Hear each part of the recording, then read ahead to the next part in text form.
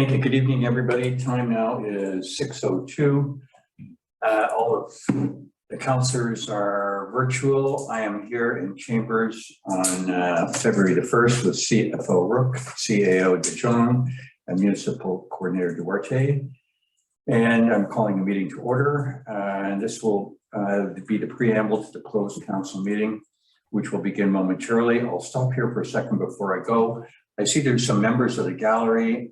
We will be saying hello and thank you, and I'd ask that you leave now and come back for 7 o'clock. I'd like to invite you to the closed session. Unfortunately, I won't and I can't. So we'll say goodbye to you and we'll see you at 7 o'clock. As to the balance of the reading on, the closed council meeting, proposed topics for discussion in the absence of the public will be legal matters, personnel, awards, procurement, and that the meeting be closed to the public on the basis of matters to be considered under the following sections of the community charter, and where required, the council does consider that the matters could reasonably be expected to harm the interests of the municipality if they were held in public. I won't go through the verbatim. I'll list the number and the sections. Sections 91, A, B, C, E, G, I, J, and N.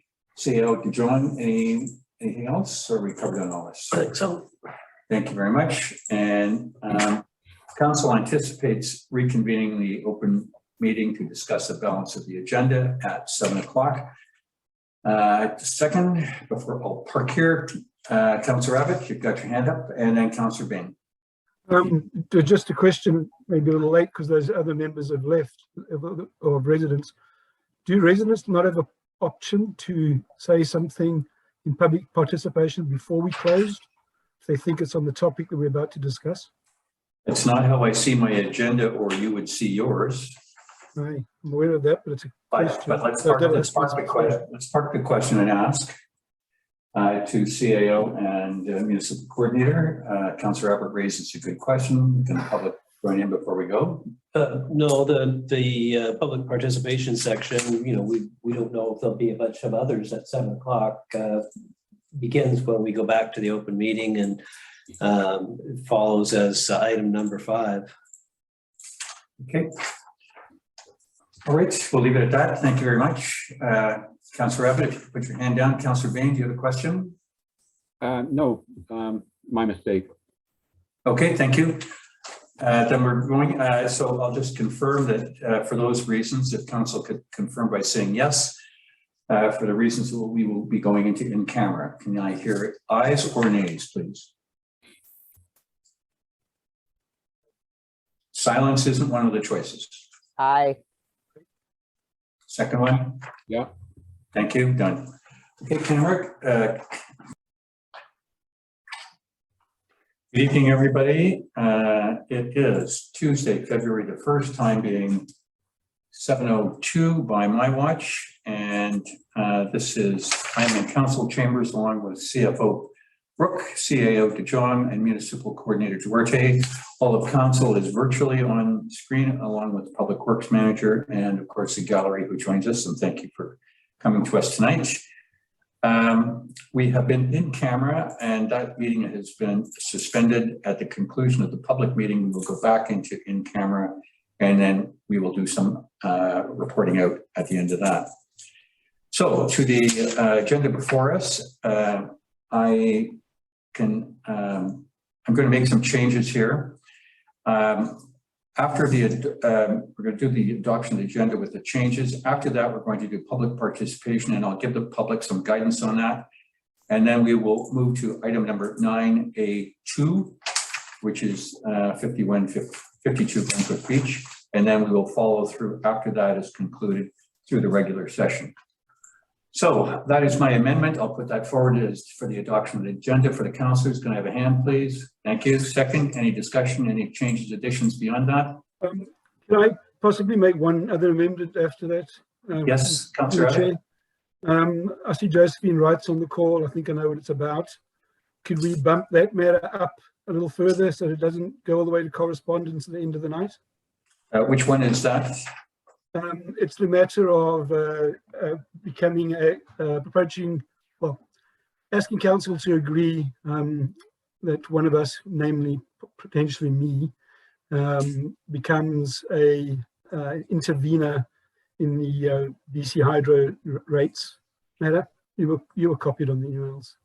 Yes, do you want Sorry, I to, didn't explain that very well, but I think you know what we're talking about. can we, where would you like me to put it? 9C3? 9A3? No, 9C3? 933 reports? C3, council reports. B, sorry, 9. C, as in council. Yes, Three. thank you. So that'd be the hydro matter. Is that fine with you, Councillor Abbott? Okay, Sure, good. we could make it 9C1, I guess. It's a little earlier, but that's fine. Okay, good, thanks. And to confirm the agenda, can I have a confirmation by yes, those opposed no? Yes. Yes. Carried, thank you. So to the public, there's numerous people on the gallery this evening, and we are going to go to what I expect will be the issue why many of you are here. Normally, we would allow for 2 minutes per person. I'm going to go some leeway with the 2 people that are most involved in this. If they could keep an eye on their clock and say 5 minutes. I would ask others that may wish to speak, you're welcome to do so, but I will tell you what it is at this peril. One of our councillors will be leaving the meeting early, and that may mean that they will not be an odd number of councillors if there is a vote to be held.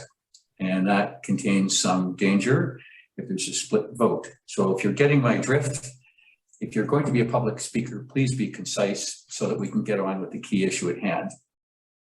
So with that, we will go to the public gallery, and if there is a speaker who would like to come forward, please do so. And if you are the affected party, please, okay, but I see Mayor Broughton's got her hand up first. So Mayor Broughton, if you'd like to unmute and speak, that'd be great. Thank you, Mayor McLaughlin. I've got an envelope just outside of Chambers door by Miss Rourke, which might be useful for you. But I'll speak very quickly, if I may.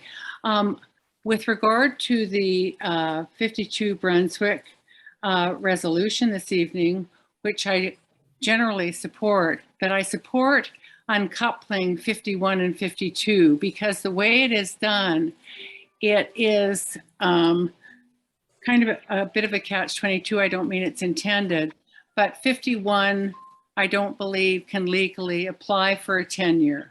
So with anybody. So if you could, I've suggested, I've sent in both by email, and very sorry that it was just only minutes ago, and at your door, a hard copy of the suggested amendments that to that document that will allow it to be pure in the sense that you're dealing with 52 Brunswick, enabling 52 Brunswick to move forward, and you can uncouple 51 Brunswick and still give that supporting language to 51 Brunswick in a separate motion that's distinct and separate. And that way, if 51 Brunswick cannot go ahead with applying for tenure, which I don't believe they can by law, then it doesn't encumber 52 Brunswick. And these two should be uncoupled. So I don't want to read this out to you. I respect what the mayor has said around time. But if councillors can note what the email that they've received and possibly print it off, and my apologies for how late we just got notice of this. I believe that the Lunds just got notice last evening at 5 o'clock. So nobody had time to ask for a delegation. So I would ask that the recommended amendments are received and reviewed by council to allow those two to be uncoupled, just to be elegantly uncoupled. Thank you. Thank you very much, Mayor Broughton. I would hope that either the owners of 51 or 52 would come forward, and then if there's time left, we'll go to another member. of the gallery. How do you do it? Second, I got Mr. Lund is unmuted, I believe, and then I would go to Mr. Banta and then to Mr. Broughton. I think you've got your hand up too. So if we could go in that order, Mr. Lund or Mrs. Lund. And then Mr. Sredsky, if you could follow Mr. Broughton after that. Again, for the gallery, please be cognizant that council will be, some of them will be departing. Okay, Mr. or Mrs. Lund, if you'd like to speak, this is your time. Thank you. Hello, good evening, everyone. Thank you for being here. I'm going to start by reading directly from the listing as represented by Realtor Tira McGilligan and the Lions Bay. So this is word for word. Waterfront building lot, an amazing opportunity to build your dream home in this peaceful beachfront neighborhood, offering low bank beach access and stunning west-facing views of Howe Sound. Kayak, paddle, swim, or beachcomb from your back door. So we purchased this property from the municipality with an understanding that we would have direct beach access. This wasn't an understanding that our beach access may or may not be approved or be subject to a long list of requirements or be subject to accommodating our neighbors' access ways. What this beach access needs to do is accommodate our son, Alexander's needs. He has cerebral palsy. This property was represented as offering beach access. We are without beach access. We've been without beach access a very long time now. We've submitted a very straightforward application for beach access to accommodate our son. The staff report has shifted this focus from Alex's needs to the focus of 51 Brunswick's needs. And like former Mayor Brenda Broughton indicated, we would really appreciate for council to focus on our encroachment application. This is for our encroachment, not 51 Brunswick's. We are entitled to direct beach access. That is the focus here. Thank you for your time tonight to do so. Thank you.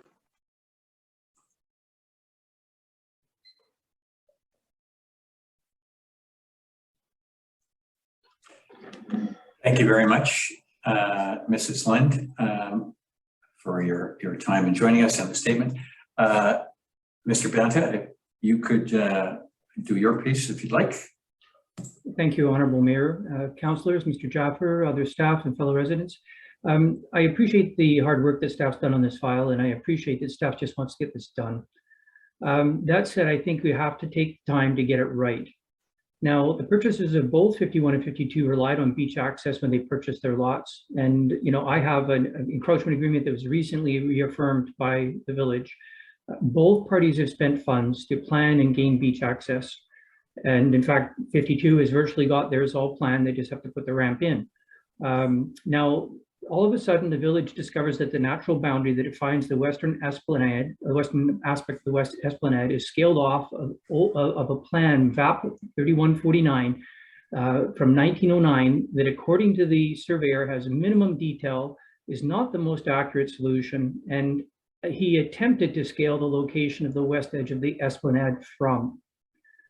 The natural boundary is represented by the blue line on Plan A included in tonight's package. Although VAP 3149 may have met the standard in 1909, does the blue line scaled off the old survey meet today's standards?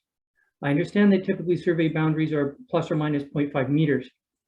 Has anybody asked the Deputy Surgeon General, Surveyor General, or the surveyor what the plus minus is for the scale blue line? Is it plus or minus half a meter, 5 meters, 10 meters? I don't know the answer, but I think it's very important to define the western boundary of the esplanade. Now, the village may say, well, it doesn't matter. Well, it does matter. It does matter because it does have implications for all parties. Now, this new blue line erroneously shows, if you actually go to the drawing, Plan A, at the back of the package, The new blue line erroneously shows that part of the ocean along 52 and 53 is now municipal land. Is that even possible under applicable regulations that protect marine environments? I question the validity of this boundary because of these types of issues. I mean, the village, I don't think is quite prepared to deal with that. I can't speak for the village, but it doesn't seem right. It doesn't seem that this survey is, it seems like this survey is erroneous. I would like to ask staff to table the issue so that time can be taken to source any additional information to further define the legal western boundary. I understand that additional documents may exist to clarify this that are referred to on the survey plan. They can't be obtained electronically. They have to be done sort of snail mail. It will take a few days to get that. Now, if it is legally established, but the blue line is too imprecise or erroneous, then the only logical action that the village can take is to work with 52 and 51 to apply to the Deputy Surgeon General to define the natural boundaries so that agreements can be honored and stand on solid footing. Establishing this would clarify the applications before council as to where its jurisdiction starts and ends, as well as simplify applications that 52 or 51 may put forward for a license to occupy from the Crown. Now, sweeping this under the carpet, I don't think will serve either resident well, nor I don't think it will serve others in the area, in my opinion. If a council accepts the blue line and decides to allow 52's application for the ramp to go out into airspace without regarding to its landing point, it can still approve its pitch and angle within allowable engineering parameters to guide it into a new landing pad that will not interfere with my beach access, stairs, and cement, respecting my EA and avoiding conflict. I take note that these stairs have been here for over 50 years and have been a service to this lot and very important to the enjoyment and benefit of the property. The village decides to sell the lot next door. Well, again, there has to be some, I think, responsibility to honor what has been, and I think that is something that has to be honored. It is the case that the encroachment agreement that I have was just reaffirmed, and I think that that has to be respected. And I think the village should support not only 52 in getting their access, but 51 as well. I think we each deserve beach access. Now, and I've always been supportive of that. I only want, though, that if that my encroachment agreement not be interfered with. That's all I've asked all along. Now, should 52's application go forward and ramp construction past the blue line not be interfered with by the village, then I would expect the same treatment with my structure. And again, I have remained available for any mediated discussions that 52 would like to entertain. But as recently as today, it is clear by Mrs. Lund's reactions when I was outside today that she does not want to explore this option. Now, Ms. Broughton has brought forward the fact that I don't have the ability to apply for tenure, and I disagree when there has been a 50-year history of these stairs associated with this property. Mrs. Lund, I have to also say that I appreciate that your lot was sold with the selling feature of having beach access. I'm all for you to have beach access, but you must respect that at the time of your purchase, the stairs at 51 were there and have been there for 50 years and should be respected and not be in your sights to get rid of. So anyway, I think we should have mutual respect, which is what I asked in the beginning. And I would just like to have my beach access respected. And that's all I ask is mutual respect. And I would be very much respectful of your access once established, as long as it doesn't interfere with mine. And that's all I've been asking for all along. And I hope others can understand that. I've been altruistic in that regard. Thank you very much, Mr. Bennett. And then to Mr. Broughton and then Mr. Spredsky. For both of you two gentlemen, I'll ask that you hold yourself to 2 minutes, please. Very good. Thank you very much. I'm very concerned that we're talking about the staircases that having been there a long time, but the regulations were that when the properties were sold, the non-complying structures would be removed. And I've been, as a resident of over 40 years, that has and as a resident at the time of amalgamation, that was very, very clear. I'd like to say that I support council approving the installation of the accessibility ramp as requested by the owners of 52 Brunswick. I wish to express my extreme concern by any suggestion of alteration to the design of the ramp to move the southern landing area north. This could appear to be a mean-spirited alteration of the intent of the ramp, which would defeat the effectiveness of providing access to someone with mobility challenges. And in addition, doing so by interfering with land where the village appears to have no jurisdiction. I believe it is time to facilitate fair outcome in a mature, just, and responsible fashion. Council has appeared to have been more interested in creating roadblocks than serving its residents, and I would encourage this to end this evening. It is always possible to make things complicated. It takes wisdom, integrity, respect, and firm kindness to see what is right and ensure that goal is achieved. I ask you to act accordingly. Thank you for hearing. Thank you very much, Mr. Broughton. Mr. Sredsky, if you want to unmute. Thank you. Can you hear me? Yes, we can. Fantastic. I wanted to touch base on a different subject, the budget.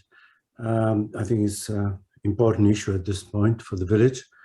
I studied it carefully, and no secret that I'm not in favor of excessive budget for administration, which we questioned for 500 homes. But I wanted to bring your attention to the councillors to one element of waste, solid waste budget, particularly green waste, which seems to be the highest number on the budget scale. And I question the reality of it. I walk streets of Lions Bay nearly daily. So I observe when we stick the stuff on Friday. Less than 1 out of 10 homes put the green boxes out. I can't imagine where we spend all this money. Most people compost stuff. Can we perhaps compost for the village in a yard or some other place? I would suggest to give it a second thought to that. $73,000 seems to be an outrageous number. Thank you. Thank you very much, Mr. Sredsky.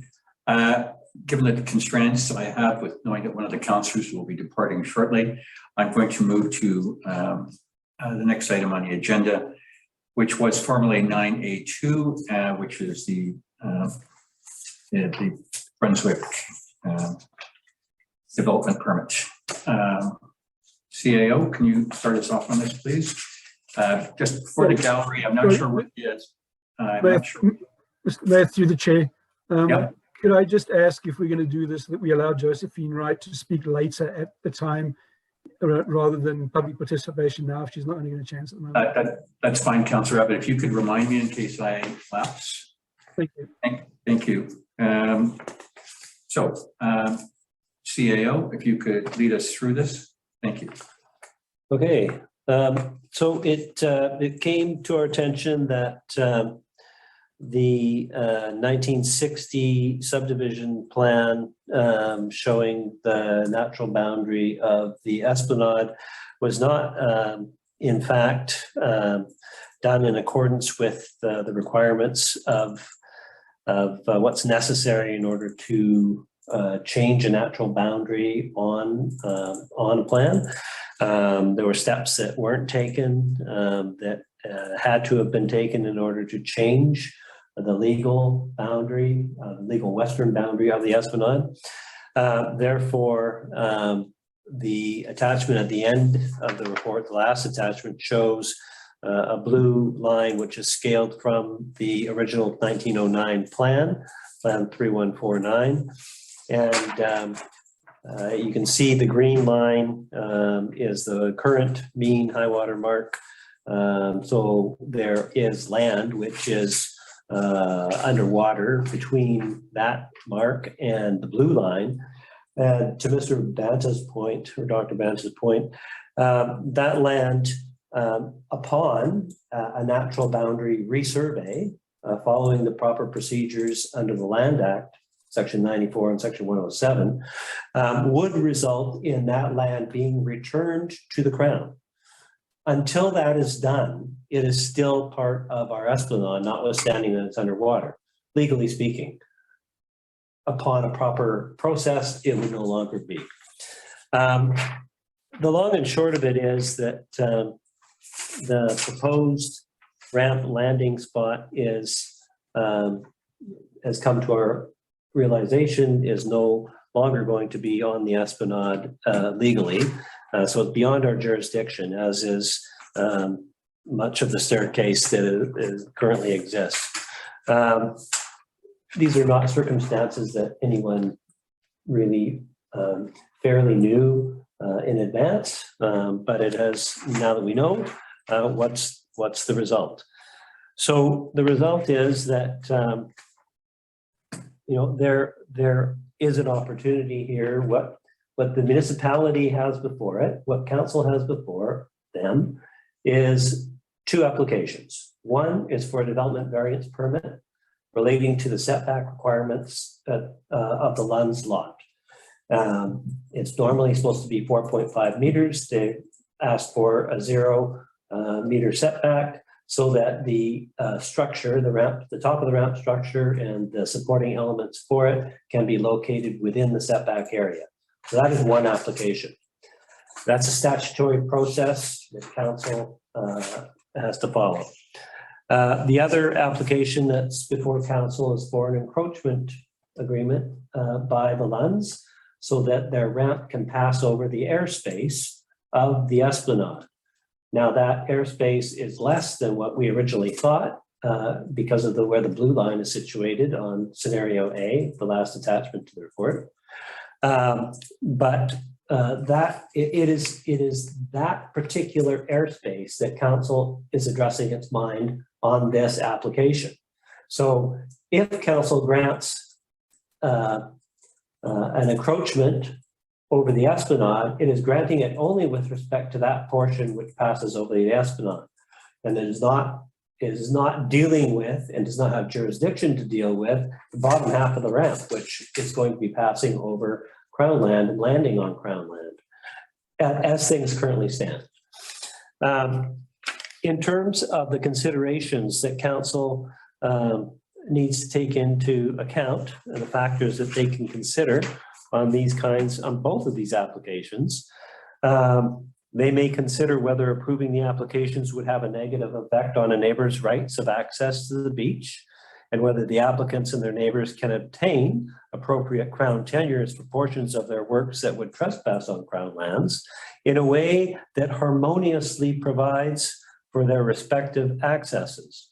This is not an exhaustive list. Council may consider other relevant factors, including the precedent set by approving applications where applicants have taken some presumptuous steps in advance of permissions. So, based on the circumstances as they currently exist,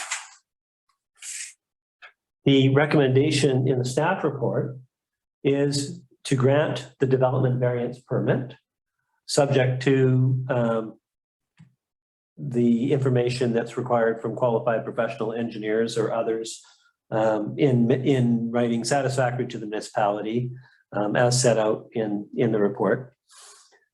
And just to clarify, this does not include a deck extension, which was discussed originally. This is just for the ramp.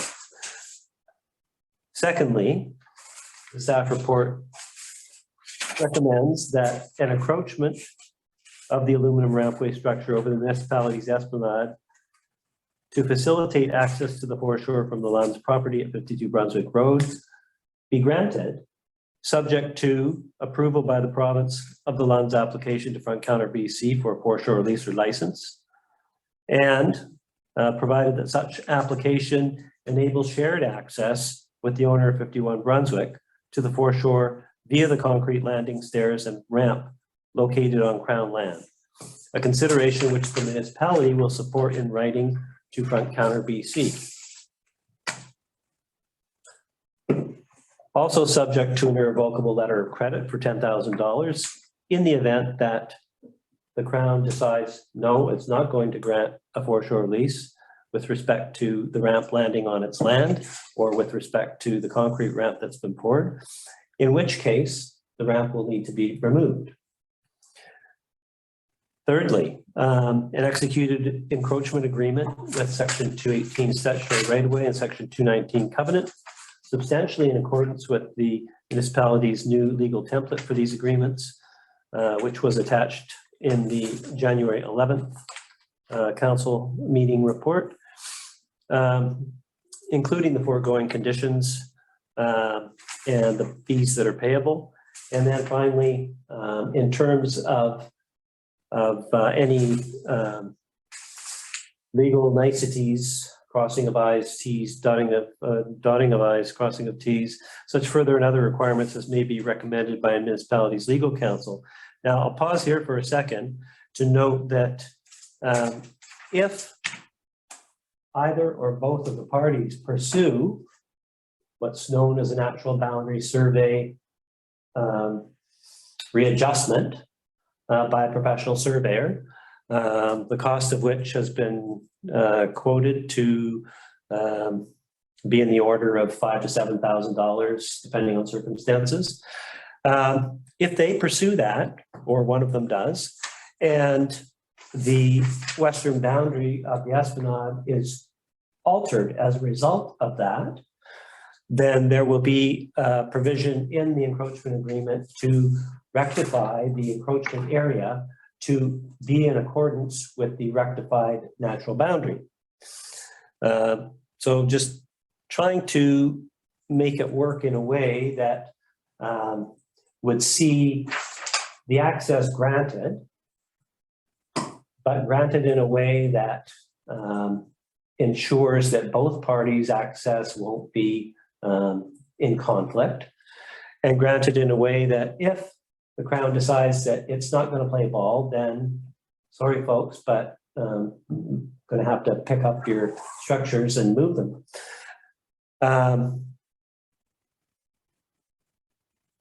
It's recommended in the report to council that council not make their own application to front counter BC, which was a consideration earlier on, as the upland owner of the Esplanade.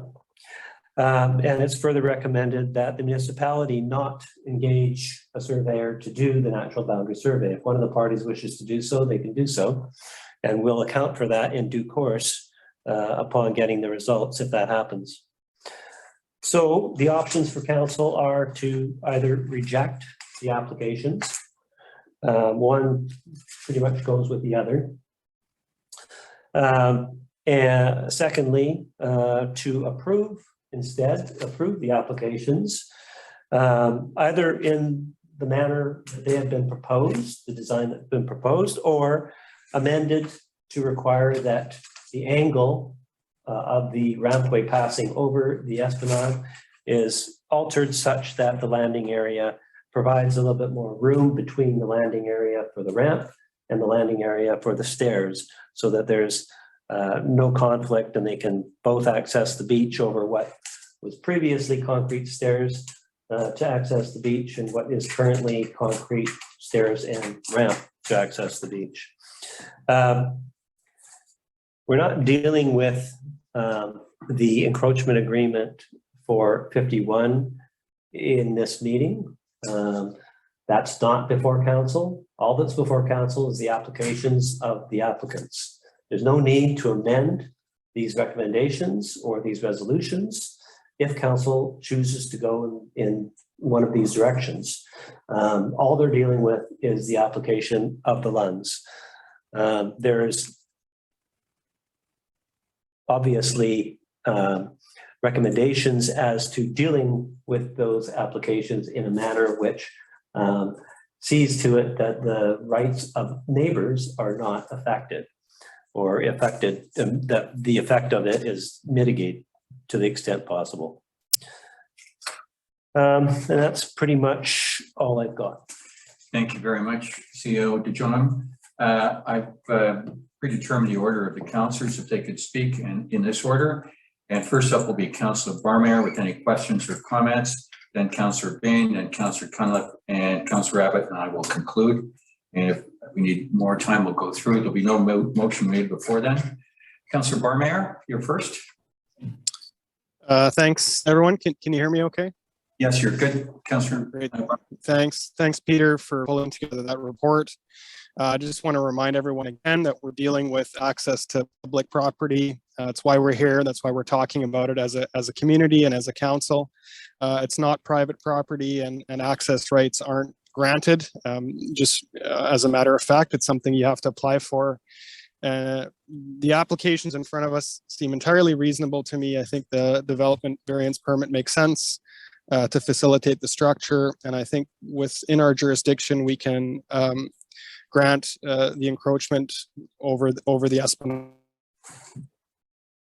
Thank you very much, Councillor Barmare. And I know that your time with us may be short. If you want to speak again in the next few minutes, just text me and I'll squeeze you in.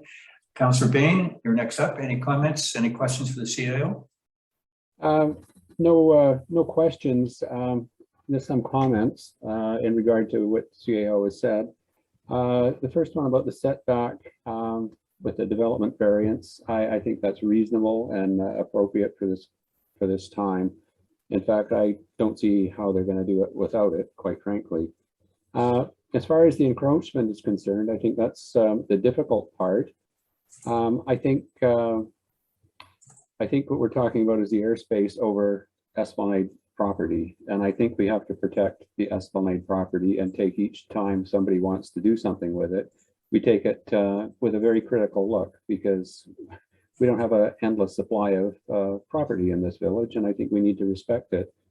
But that's not a negative to say absolutely no in all cases. I think both 51 and 52 need to have a separate access to the beach. And we're not talking about 51 in this case, we're talking about 52, but in order to grant a permission to 52, they have to respect the privacy and utility of the access for 51 that's there by an encroachment agreement. That's not up for grabs. The issue of the concrete ramp, to me, is a big stickler. I do not appreciate, and I don't approve of do it first and ask permission afterwards. It's we can't do anything to encourage that, and so I think that 52 has taken a big risk at their own cost on this one.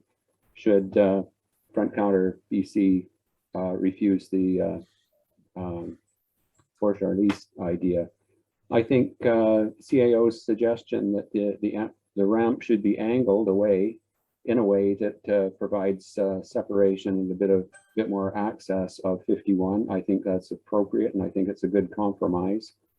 And if that could be agreed to, I think I would cautiously be willing to approve it. But quite frankly, seeing as I got the mic on at this moment, I have to say, from a councillor's point of view, looking out for the good of the village, I am not impressed how this has gone. And I think our CAO deserves a pat on the back for his endurance to try and work through all this with a very difficult, contentious situation. And I'd like to see this come to an end right away, and that we can come to an agreement where we can move on from there. And that's all I have to say for tonight. Thank you very much, Councillor Bain. Councillor Cunliffe. Thank you, Councillor Bain. Some very wise words there. I would agree that both of these applications need to be approved. I think all parties need access to the waterfront, of which they have an expectation to be able to access. I was sitting on the fence over the shared access, but if it is not going to be onerous to move it slightly in order to, I guess, not come into conflict in the future, I would just like to see access granted to both of these families as soon as possible without this carrying on I have to echo the fact that this has taken up an extraordinary amount of council's time. And I would like to see a resolution tonight. Thank you very much, Councillor Connell. Councillor Abbott. I don't necessarily disagree with what Councillor Bain, actually for what all the councillors have said. I too would like to see this come to an end tonight. I have an uncomfortable feeling that it will not come to an end tonight if we approve this. I think I agree that people that buy waterfront access property, low bank waterfront properties, should have access to waterfront. That's what the expectation was in both these cases. And that council should, within whatever regulations are available, do what they can to assist that, as long as it doesn't impact on others, including hampering all residents' rights to access along the beachfront below the high water line, the foreshore.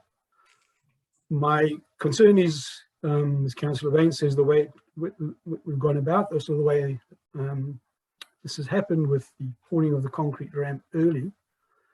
And I am uncomfortable with a municipality taking the approach of, we'll just break the regulations and ask for forgiveness later. We should never do that. I think we should follow the rules and follow the regulations. I would like to have seen the application to Front Desk BC have gone in early first, and as soon as we knew about it. At least a question to them, are they likely to approve this? So I am not going to approve the application based on the fact that I think we should get Front Desk BC opinion and application first. Thank you very much, Councillor Abbott, and thank you all the councillors for your views and your comments. To move this forward, I am going to put forward a motion, and I'll read the motion carefully so that everybody can, not everybody in the gallery may have seen the item, but I'm putting forward this motion that the Lunds application is approved subject to the following conditions. The development variance permit for a variance of the front rear yard ocean facing setback at 52 Brunswick Beach Road from 4.5 meters to 0 meters for the top of an aluminum rampway structure and its supporting elements on or over the applicant's land, subject to item number 1, stamped certified schedules from qualified professional engineers or other approvals in writing satisfactory to the municipality in accordance with the staff notes in the information and processes required for applications document, attachment 4 to the staff report dated January 11th, 2022 special council meeting prior to any, I underline any, site work taking place.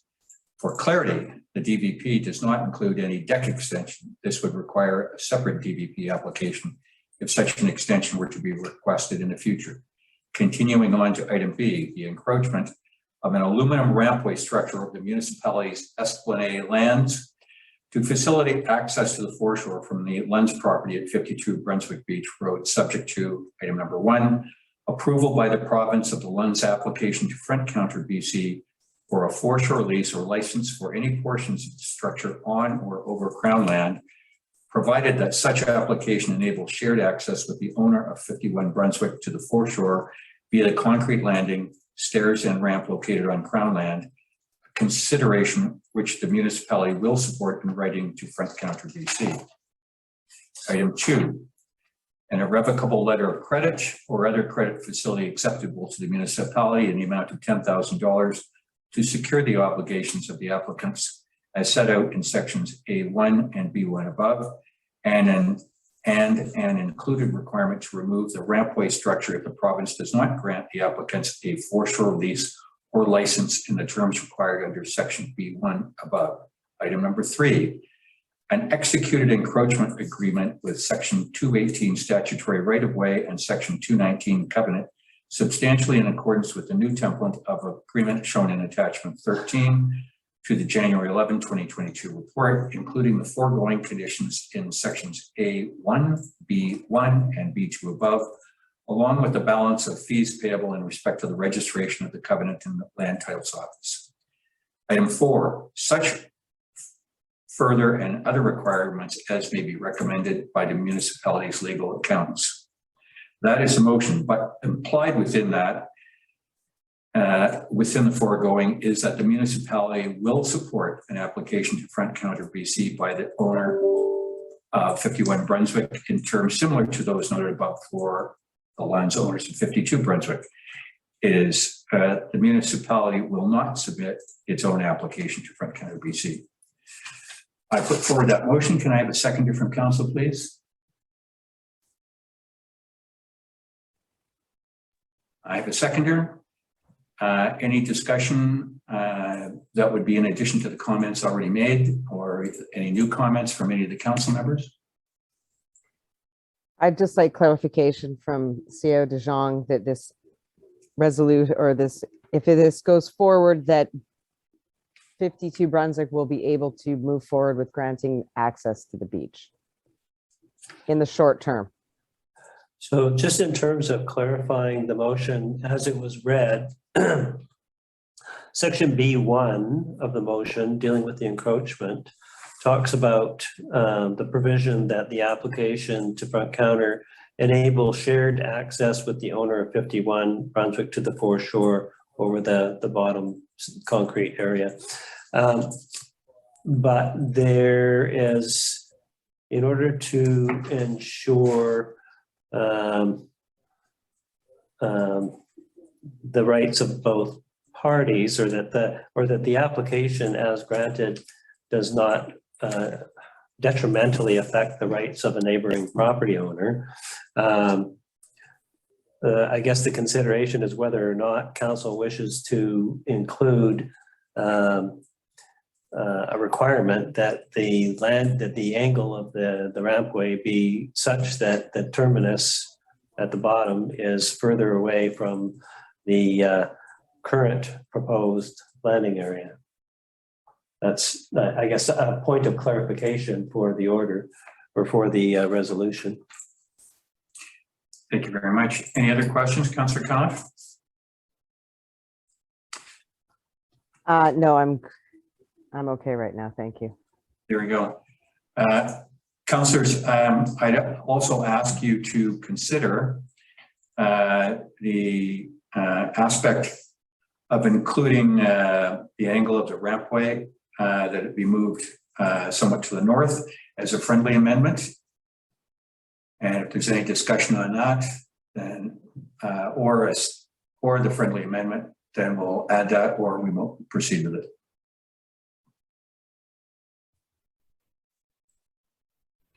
I see that we have lost Councillor Barmeyer. Yes, Councillor Conniff, I can tell you that in my texting and knowing beforehand, Councillor Barmeyer is supportive of the resolution as it stands, but unfortunately is no longer with us in this meeting tonight and unable to vote. Thank you.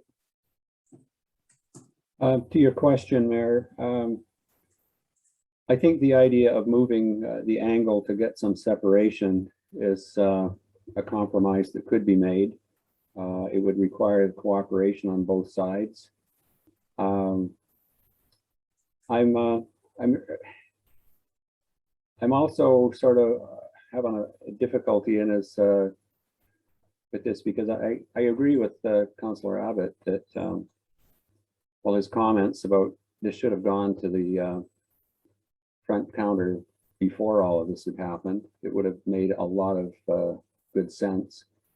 In some ways, I feel like we're a cat being dragged through a pipe backwards on this one, and it's not a whole lot of fun. And I just want to see this come to an end, and I want to see the neighborhood calm down as well. Thank you very much. Just to conclude on the issue of the angle of the ramp, is there an appetite amongst council to do this or no? Otherwise, we'll pass. Well, I'd just like to comment, if it is the foreshore that Councillor Abbott is clearly hesitant with speaking to, and Councillor Bain is sitting on the fence, the less we disturb the foreshore, probably the better. So I would sit with the resolution as it stands. Thank you very much, Councillor. Councillors, any other questions before I call a motion? Actually, before I call, councillors, one more time, I'm going to do the unusual piece, opening to the two gallery members, Dr. Banta and Mr. and Mrs. Lund. If I can allow you to speak for 1 minute only, let's arbitrarily, I'm going left to right. Dr. Banta, got a minute? Yes, I just wanted to ask the staff if they would in fact support the village putting forward, the village actually helping with the redefining of the natural boundary. As I understand it is a requirement. I would not be able to do so without the village's support on that. And so I would like to ask staff if they would consider including that. Mr. Jajong had said that he would not, that we could spend the $5 or $6 grand to get the natural boundary reestablished and more accurate. I would not be able to do that without the village's support, and that's all I would like to ask. Thank you very much. If I could get you to mute just a second, Mr. and Mrs. Lund.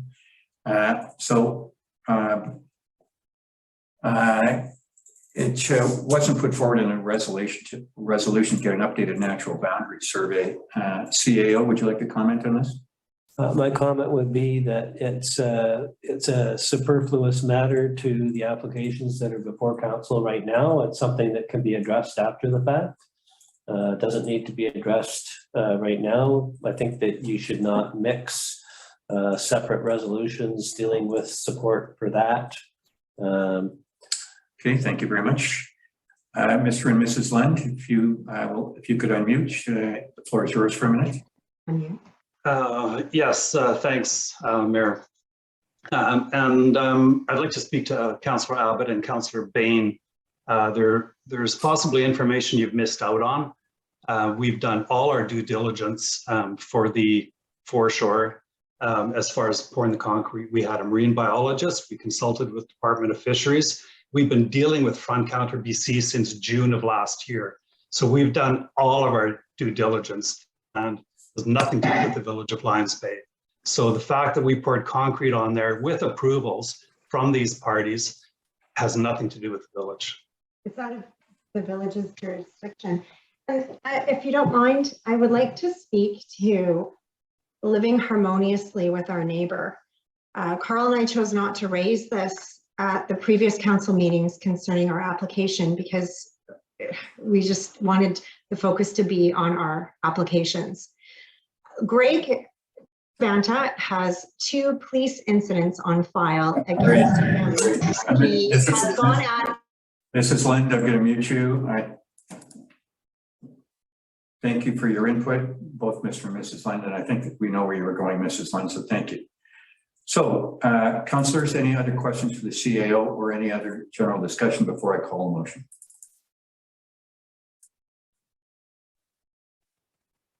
Maybe the CEO can answer it. To be clear, Mr. Lund has just told us he did make an application. We've asked previously, has their work been approved? And at one stage I told we weren't sure if there was an application, there was evidence of an application. And what I read now, I understand now, is there was an application, but they haven't received approval. Would that be an accurate way of describing it? CEO, can you respond to that? So I'm looking at the application form that was submitted by the Lunds to Front Counter BC, and it says right on it, submitted August 6th, 2021. Well, just this past summer, just after pouring the concrete in July. Okay. Is that incorrect, Mr. Lund? Mr. Lund, you're unmute, please. The paperwork went in August. I've been talking to them since June. Okay, thank you very much, Mr. Lund. Councillor Abbott or other councillors, any questions? I'm going to call a motion in a minute. There being none, I will call a motion. All those in favor of the motion as put forward and seconded, please confirm by saying yes. Those opposed, no. Yes. Yes. Councillor Abbott, I didn't hear him. No. Was that a no? It was a no. That was a no, thank you. Motion carried, thank you.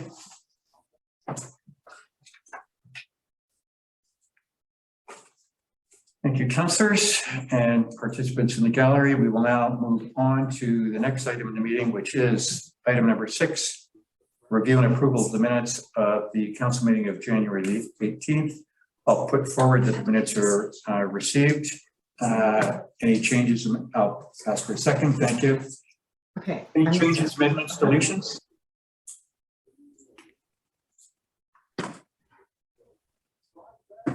There being none, call motion. All those in favor of receiving the minutes as written, please confirm by saying yes. Those opposed, no. Thank you. Carried. Next up, business arising from the minutes. I have none. Councillors, anything you want to pull out that we're not going to be talking about later this evening?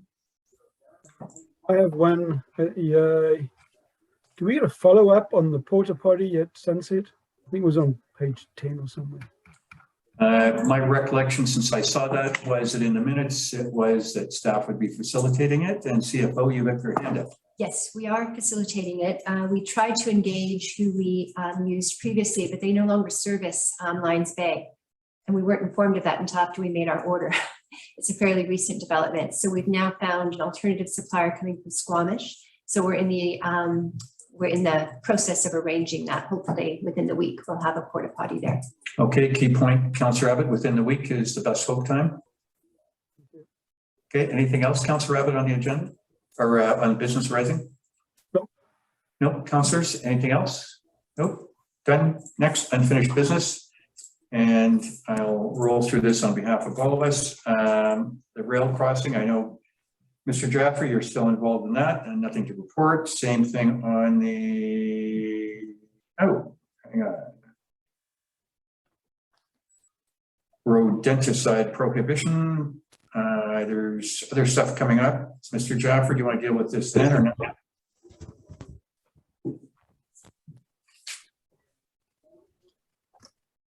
Sorry, I thought the CAO was going to deal with that.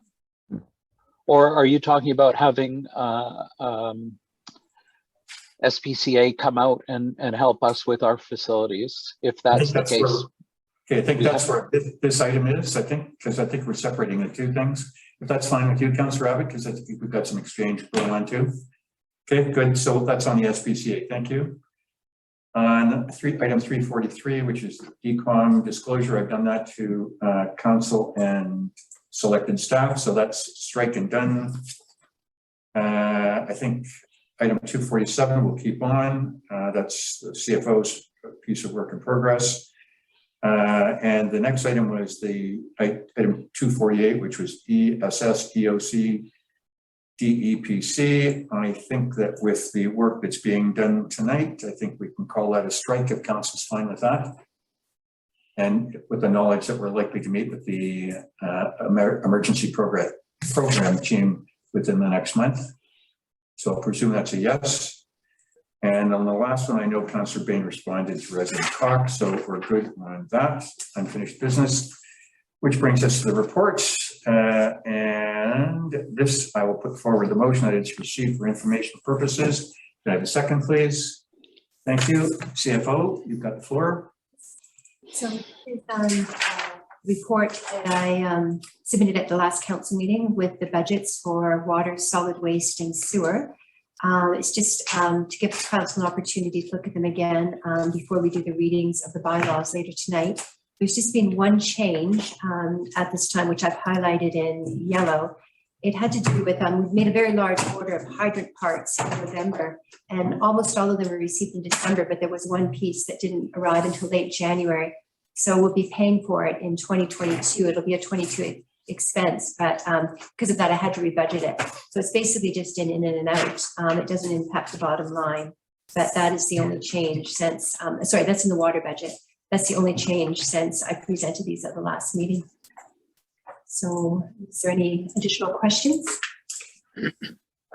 I have none. Councillors, any questions on the draft water, waste, and sewer budgets? Councillor Abbott, you're unmuted. Yeah, I have one. Just 1 second.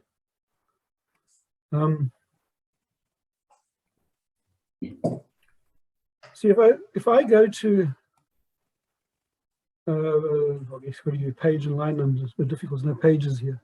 Okay, we go to the bottom of the water budget report, the final lines of the water budget report.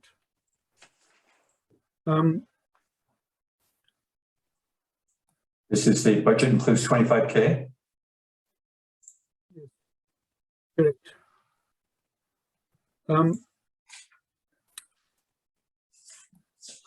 Sorry, just give me 1 second. Are you looking for page 21? Okay, I'm there. All right. The amortization, the 219,318. What is the formula that's used to calculate that, or is there one? How is that number derived? It's we take our listing of TCA for the 22 budget. It is estimated, but it's part of our year-end process. We have a list of all our assets. It's straight line depreciation based on useful life. So it goes into the schedule at the historical cost for which we purchased it. And then we determine what we think the estimated life is. It's divided by that, and then that annual amount becomes the depreciation. So for the 2022 budget, I put in the, I have to estimate it for year end because we haven't finalized the numbers yet. I estimate what it is for the 2021 additions, and then I just have to estimate what the 2022 additions will be. And but it is an actual calculation. It's based on the historical cost of the asset divided by the useful life, and that's the annual cost. So if we buy an asset and it's good for 40 years, I take the cost of the asset and I divide it by 40, and then that amount gets expensed each year. And that's per general accepted accounting principles, that it's an actual calculation we are required to do by a set formula. Right, thank you. Just one other general question, I guess, for the chair. In previous meetings when we had these budgets, there was discussion around the percent increase. This time around, we haven't. We've all, I think people have been fairly silent on that. You haven't done any sort of unscientific poll or asked people their opinions. Are we going to discuss that when we get to the 3 readings? Or is it appropriate to discuss that now? Where do you see that happening? Is this just receive? And we would discuss the percent increase at the 3 readings?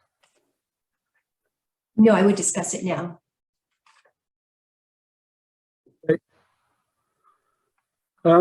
So I'm going to give my opinion. I think a budget that's done in order to come up with a utilities rate, from what I understand, good practice should always be something that's targeted as covering the costs and coming out in net zero. I struggle with the fact that we've increased the budget by 5%, which adds $48,000 in order to create a surplus of $60,000.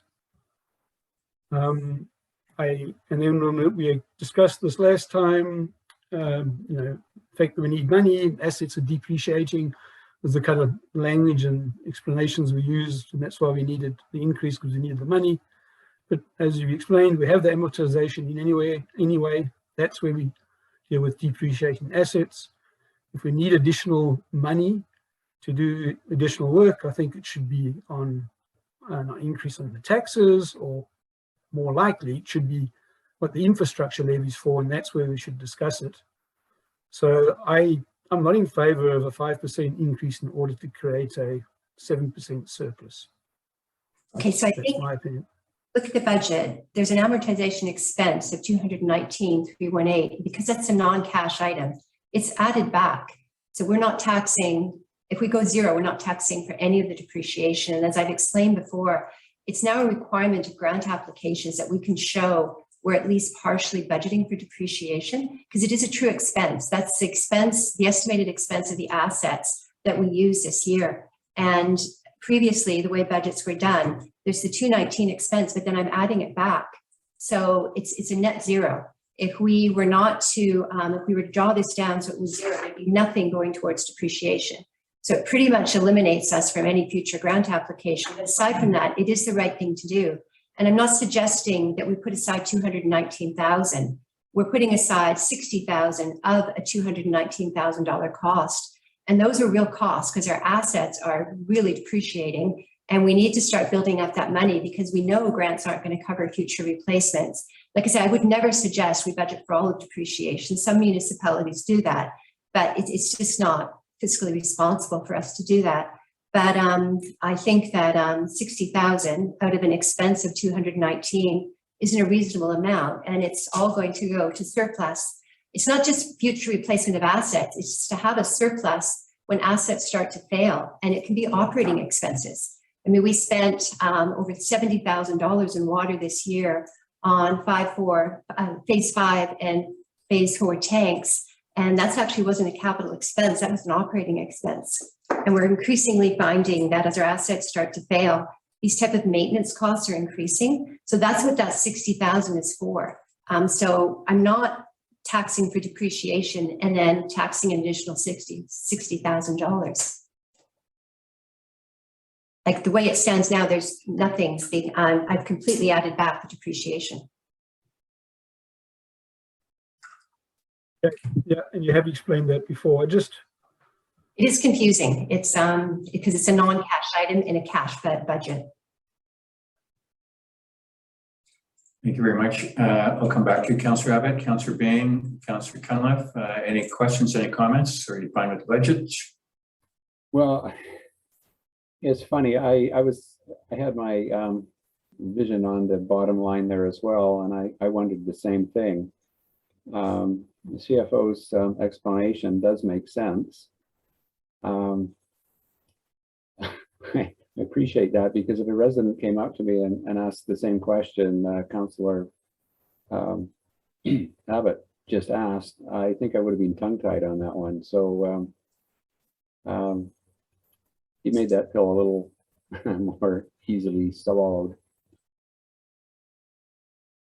You can think of it almost, I know different times Councillor Abbott has talked about contingencies, and I can't budget for a contingency, but that money is going to go into surplus. Like there will be an entry to physically move that into surplus so that we have it for future expenses. Because like I said, as our assets age, we just need, we need to have some money to replace them. And it is soon going to be a requirement. Like I say, they're now on the grant applications. There's 12 questions on asset management, the ISIP grant we're doing. And I think there's only 3 on a description of the project.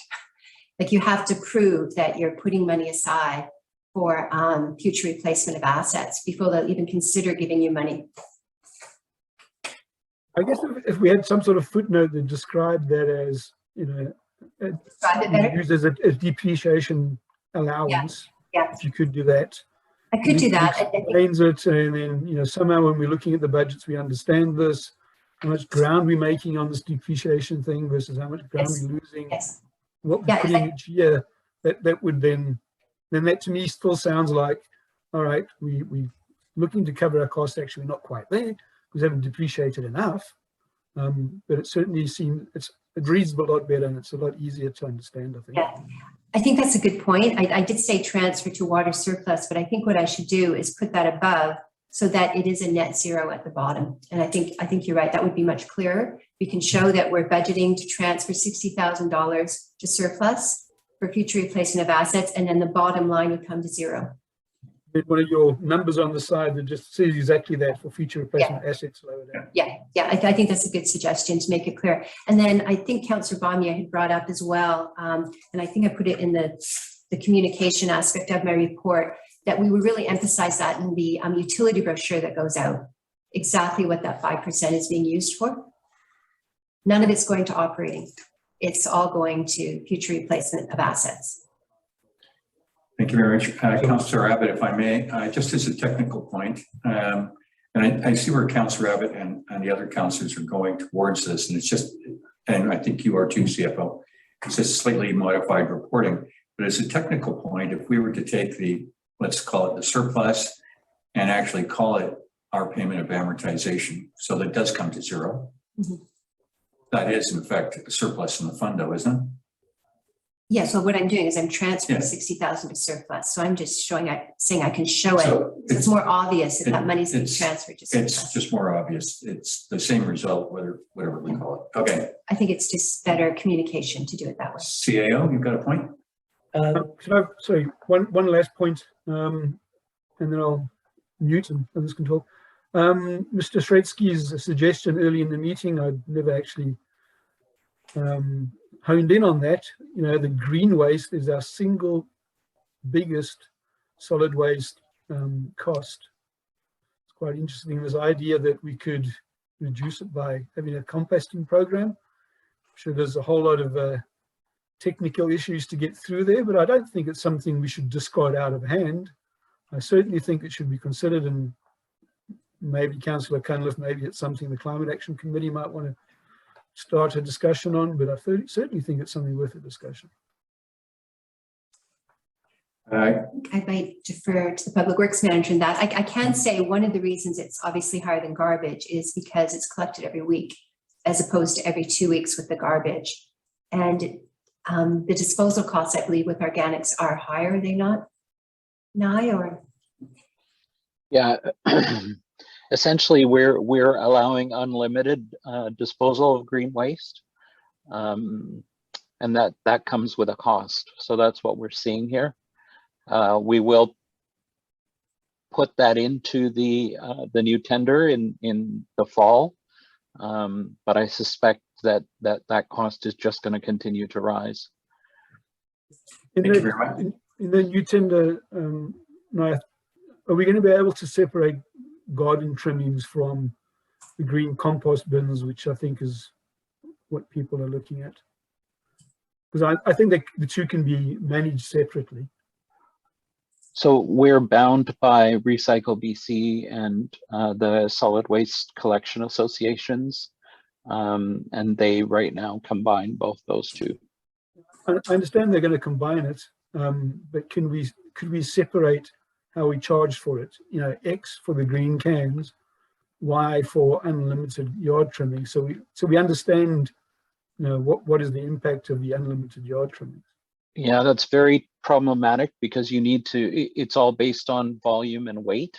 So you would need to separate at collection time, when it's taken to the transfer station, you would need to separate the garden trimmings from the food waste, and they just don't have the capacity to do that. They need separate trucks to be able to do that. So it could be weighed separately and then billed separately.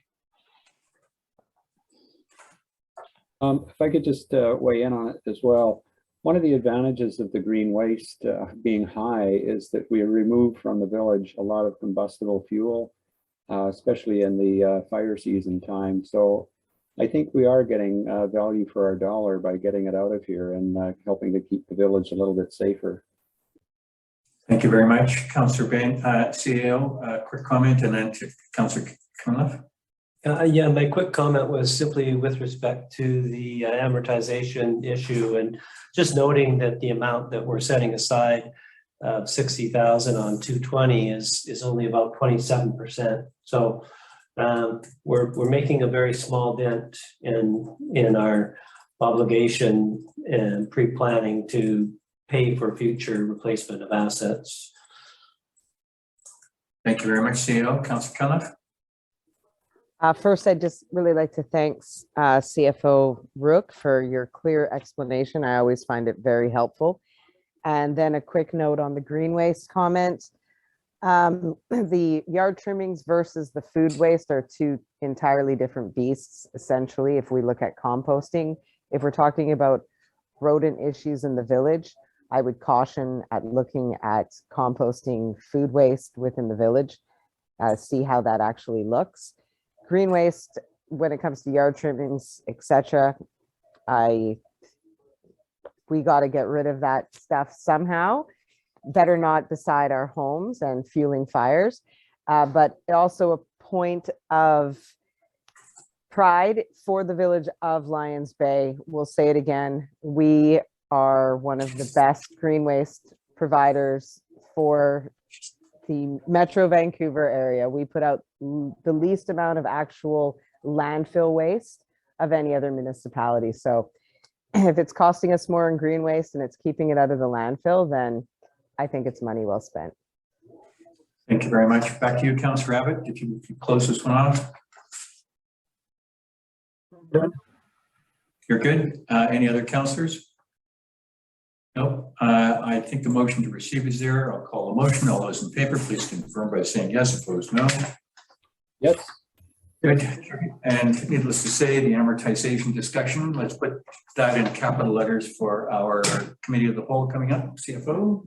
Thank you very much. Next up is, we've done the item 2, so that's done.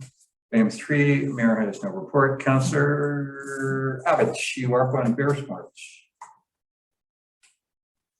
Can we do this the other way around? And I'll start with the item that Justin. Okay, let's go. Okay, yep, that's okay. So let's just flip it. Thanks. So draw the heading. It's hydro, and I'll follow your lead. You go where you want to go. In the correspondence, there's a correspondence email chain between myself and Josephine that explains what we want to do. I think, hoping the councillors have read that. I did forward it to you all separately as well. And then Josephine is going to explain the discussions she had and the strategy. And then we can have our discussion, and she'll be on the line to answer any questions. Okay, everybody can hear me okay? Yep. All right, thank you, Mayor, councillors and members of Lions Bay. I'm concerned about the way that BC Hydro charges for electricity for communities that don't have access to other forms of energy like natural gas. So I think that the step 1, step 2 pricing that we currently have is unfair and unequitable for small communities that like ours. When I looked at the mandate letter that Minister Ralston sent to BC Hydro, which said that BC Hydro needed to put people first and that make life more affordable for everyone, which I copied into the email that I sent to Minister Ralston. I don't think that applies to Lions Bay. What happens is that here we are, people set up propane heating, which is not good for the environment and also is expensive. And then other people like us, we have fireplaces. And I think a lot of people in Lions Bay have fireplaces and they burn wood, which also puts carbon dioxide into the atmosphere and particles. And, but what else can you do? Because if you heat your whole house just using nothing but electricity, you go from step 1 to step 2 within about 3 or 4 days of each month. And it becomes extremely expensive. And then and I don't think that is equitable or fair for communities like us. Which is why I wrote to the Minister, the Premier, and I copied Jordan Sturdy. And I had a half-hour conversation with Jordan Sturdy about this, and he supports us because he comes from Pemberton and he knows of other small communities that are in the same place as we are. So in order to put our position forward, what we need to do is have an intervener which goes before BCUC, the British Columbia Utility Commission, when they look at the next rate application from BC Hydro. Now, BC Hydro, somewhat appallingly, in my opinion, is looking at moving to time of day usage pricing, which means that they are going to up the prices for probably in the morning and up the prices for in the evening, which means that those people who are not like retired like me, means that when you come home and you've got kids and you have to cook and you have to bath and all these things, you're using electricity at the highest rate. as you can obviously tell, I'm ex-English, and I grew up in an environment where there was always time of usage pricing. But the thing is that most people in the UK only uses electricity for lighting. They have gas for heating their houses, and they have gas for cooking. The rest of my family are all like that. So, and they've all got smart washers and dishwashers, which means that you can program them so that they come on when the pricing is cheap. So, you know, that's the way it is. I think that, anyway, let me take a step back. I talked to a friend of mine who used to work for BCUC. He was the secretary to BCUC for quite a long time. And I asked him if, in fact, BCUC actually listened to interveners. And he said, for the most part, BCUC just takes direction from the government, just like BC Hydro does. However, if the intervener, and maybe Neville, it goes and puts forward the mandate letter and just says that we're looking at trying to be equitable and fair to everyone in the province of BC, then there is a good possibility that the government and BCUC will listen and take note and will do something about reducing pricing for places which don't have access to natural gas. However, the thing is that natural gas is going to run out, and at some point we're going to have to look at some other form of energy. Wind and solar won't do it, and it's probably going to be nuclear, hopefully nuclear fusion rather than nuclear fission, which will provide energy for the whole of BC, because one of the senior engineers that I used to work for at BC Hydro, he told me that in order to provide enough hydro to for the electric cars and all of these kinds of things, they would have to build at least another 4 dams, and that would destroy salmon, you know. So it's a question. However, but that's another conversation. Sure. What I'm looking at is fairness and equity. There you go. Thank you very much, Mrs. Wright. And I greatly appreciate your you representing the village of Lions Bay to senior government and local elected senior government as well. And we'll see if we can get this moving along for you. Councillor Abbott, if I put forward a motion and ask that you be the intervener, would you accept that position? Well, Councillor Cunliffe's got her hand up. I'm not sure if it's she's had it up for 20 minutes, so I don't think she's volunteering for this. Oh, there she goes. Thanks for the reminder. Thank you. There you go. I text you, but I know your reception is slow. It'll be there tomorrow. Councillor Abbott, the answer is yes or no? Yes, I'll do it. Thank you very much. I put stopping CEO from the best of your knowledge. I'm sure in larger municipalities, it's a staff function. Are you fine with Councillor Abbott undertaking this?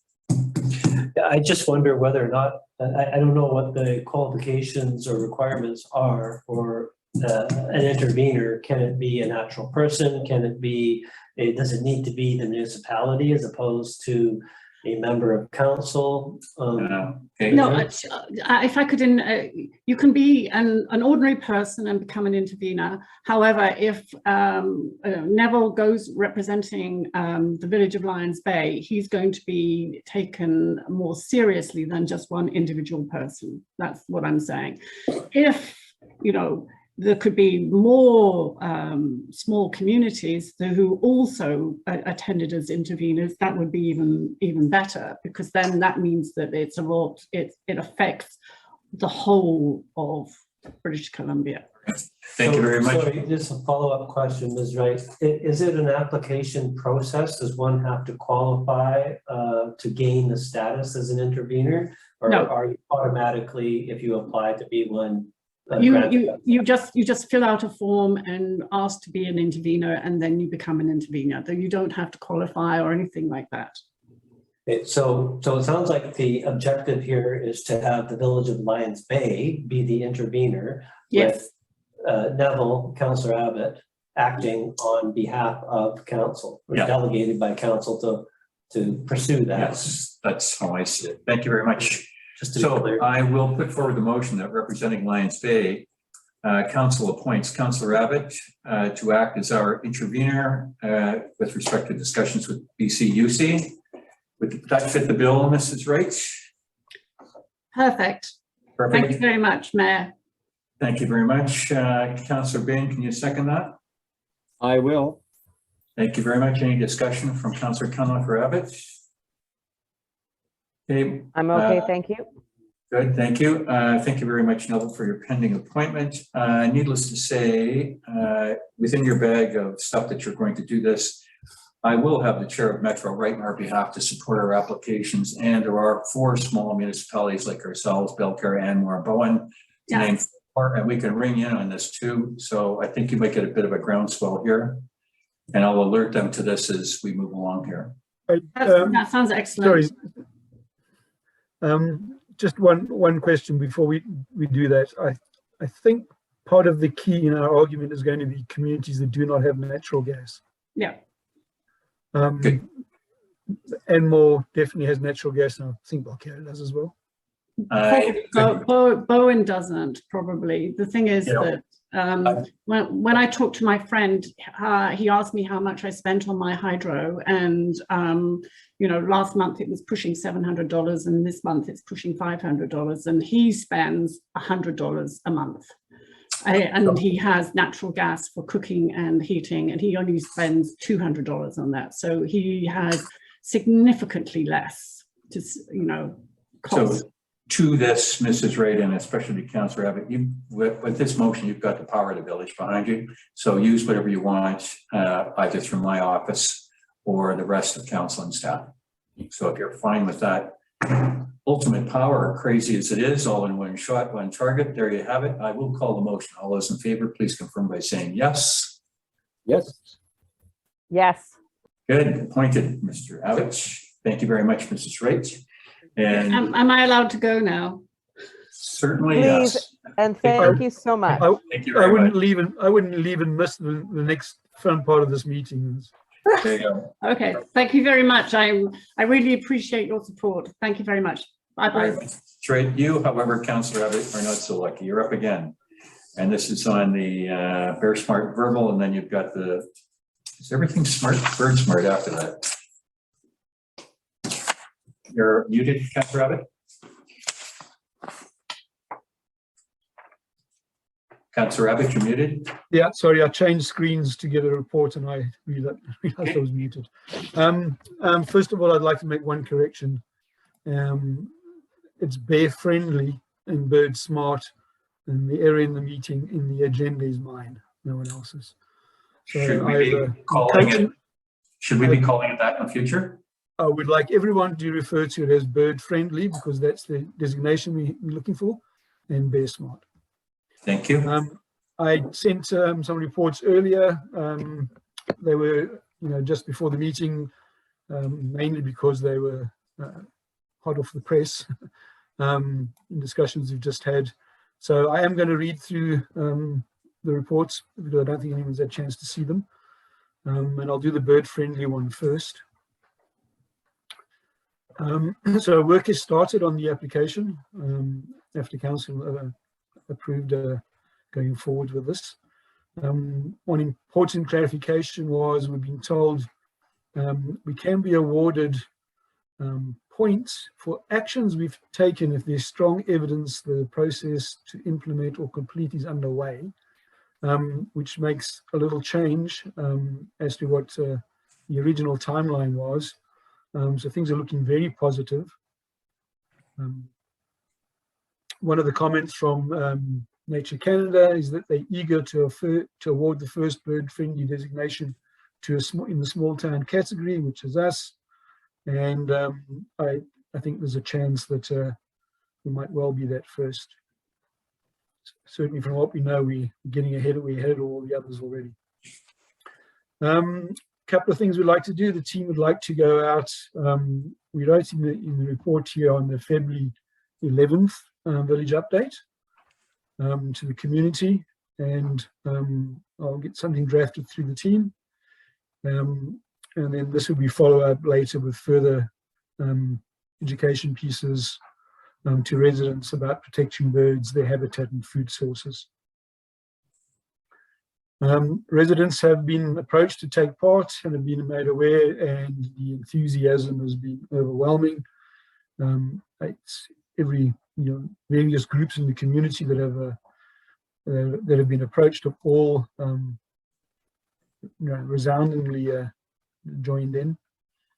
So the big event that basically allows us to complete the process, get the final points, and put the notice out there, and potentially, touching wood, we could even announce that we will be getting the designation on that day, is May 14th, which is the Migratory Bird Day. It is the requirement that Bird Friendly does something on this day every year. So far, the groups that have been approached and have all committed to take part are the Lions Bay Bird Friendly, Lions Bay Bear Smart, Lions Bay Native Plant Garden, House Home Biosphere, Lions Bay Senior Circle, and the Trailblazers, who are going to do a walkout to the Eagle Viewpoint on the same day. The BCSPCA is unable to send a staff member, but are providing educational materials. They have another event that clashes. Otherwise, we may have had one of them there. We need to reach out to the Squamish First Nations for potential involvement. And we're doing that through Ruth Simons and others that have contact. There will be additional information and displays. Bird team volunteers are holding 2 sets of functions for kids. One will be building birdhouses, and another one will be assessing teaching kids about local birds in a fun way.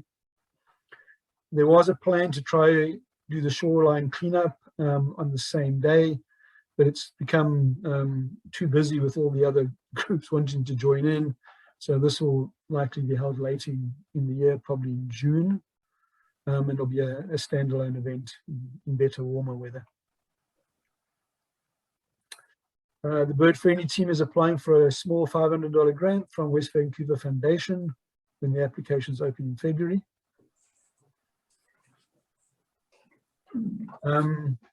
They will be submitting a municipal grant application for in-kind staff support and insurance coverage in line with other village groups for that May 14th date. Planning for the event is making on the understanding that potentially COVID limitations, restrictions might be over.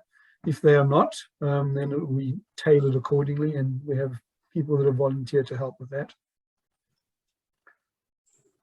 They also have also put up an informative sign at the Native Plant Garden featuring the 6 birds that are all year-round residents in Lions Bay, with QR codes for some further information.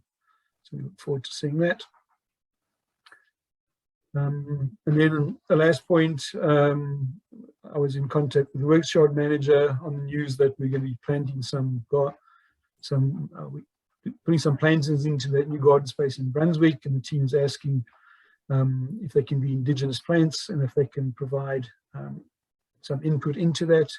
They'd also like to promote, bird food sources, butterfly and bee habitat, and the workshop manager is agreed, and we'll get that information to him as soon as we can. So that's an update on our bird friendly initiative, and if there's any questions or comments, I'm willing to take them now. CFO Rook's got one. It's not a question. It was just, I was wondering the municipal grant application, would it be possible to get it into me this week? As I'm hoping to bring them to the next council meeting for approval. Yes, I think Penny's aware of that. I thought she contacted you, or she was going to reach out to you. Yes, we'll do that. Oh, okay, no, I know it's not short notice, but yeah, if they could try and get it done this week. And just your best estimate of the in-kind. I realize it's, there might be other events, but just so for the efficiency, that we don't have to keep coming back to council every time. Originally, there was use of some of those tents we have and so on, but now that it's moved largely to an in-hall event, I'm not too sure what the kind is going to look like, but it'll be hall rental. Yeah. Oh, no, that's fine. I just, like I say, just if it is possible to get the grant application done this week, that would be appreciated. Yeah, so it'll be fairly small value, or very small value. Yeah. Thank you very much, Councillor Abbott. This is talk about something, an idea turns into a volcano. There you go. It really has taken off. It's a heck of a deal. Congratulations to you and all your partners on this. Councillors, any further questions on this one? No, just a comment. Looking forward to seeing what's coming down. Thank you so much for all your work on this, Councillor Abbott. Yeah, I guess I'm taking a credit for a bunch of other people that are doing the work. So. Please pass on all of my gratitude to anybody else downstream. And it sounds like your wife's a big part of this too, so kudos to her. There you go. All right. Not to say go away into the night, but you have yet another topic. Basemart team, once again, I also sent a report that we can attach, but I'll just a very short one, this one. We've had a meeting and traded some emails with the group. We've got come up with some short-term goals for 2022. I'd like to put an article in the Village Update to remind everyone that spring's coming and it's going to be bear time. And well, we'll also be looking for some additional volunteers to support the team. And we'll follow that up with a Facebook post. Might try to do that at the same meeting as at the same on the same Village Update. We'll give the bird friendly the headline. We also want to develop a calendar for this year's communications, hoping to use many of the pieces from last year. Maybe a little bit of rewriting, some refreshing required, and we'll put together a communications plan and try to get it into council for the end of February meeting session, so that everyone will know what Village Updates are going out. The group is going to finalize their involvement on the bird friendly event, and it may possibly include some support and significant presentation materials from North Shore Black Bear Society. Members working on that, it's not yet confirmed. We're working with the staff, with NI, talking about green waste collection and trying to see if we can come up with better options to keep the bins clean, less smelly, using appropriate bin liners that are acceptable. We'll keep working on that. Thanks, NI, for your help. And then the last thing is the educational piece. We're going to try to get a spring school education program going. And once again, probably with the help of the North Shore Black Bear Society, they have these tools and aids. And then there was also, they also reached out to the sapling program at the school to see if they wanted to add something to their program. So that's the Bear Smart. Any questions or comments on that? I'm thinking about, there's so much goodness here, and I'm sure the CAO would confirm, given some of the calls I've had over the last few years from residents because they see the conservation officer. Does the Bear Smart crew have contact, know who it is, so that we can jump ahead?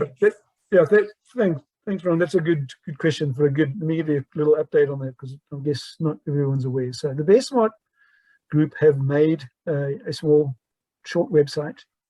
And then on that website, you can click through to report a bear. Now, it also gives guidelines for when you should be definitely reporting it to the conservation office. But a lot of people not a little hesitant to report to the conservation office because there's perception that call them in with guns and they come shoot the bear. So that's why we've done this, and we've allowed people just to, and we want to track just bears generally behaving well, doing good behavior, kind of things passing through as we expect them to. And then if there's a lot of activity in one area, then we can ask the question why. I was in contact with the Conservation Office last year. We'll do that again this year if there's any incidents.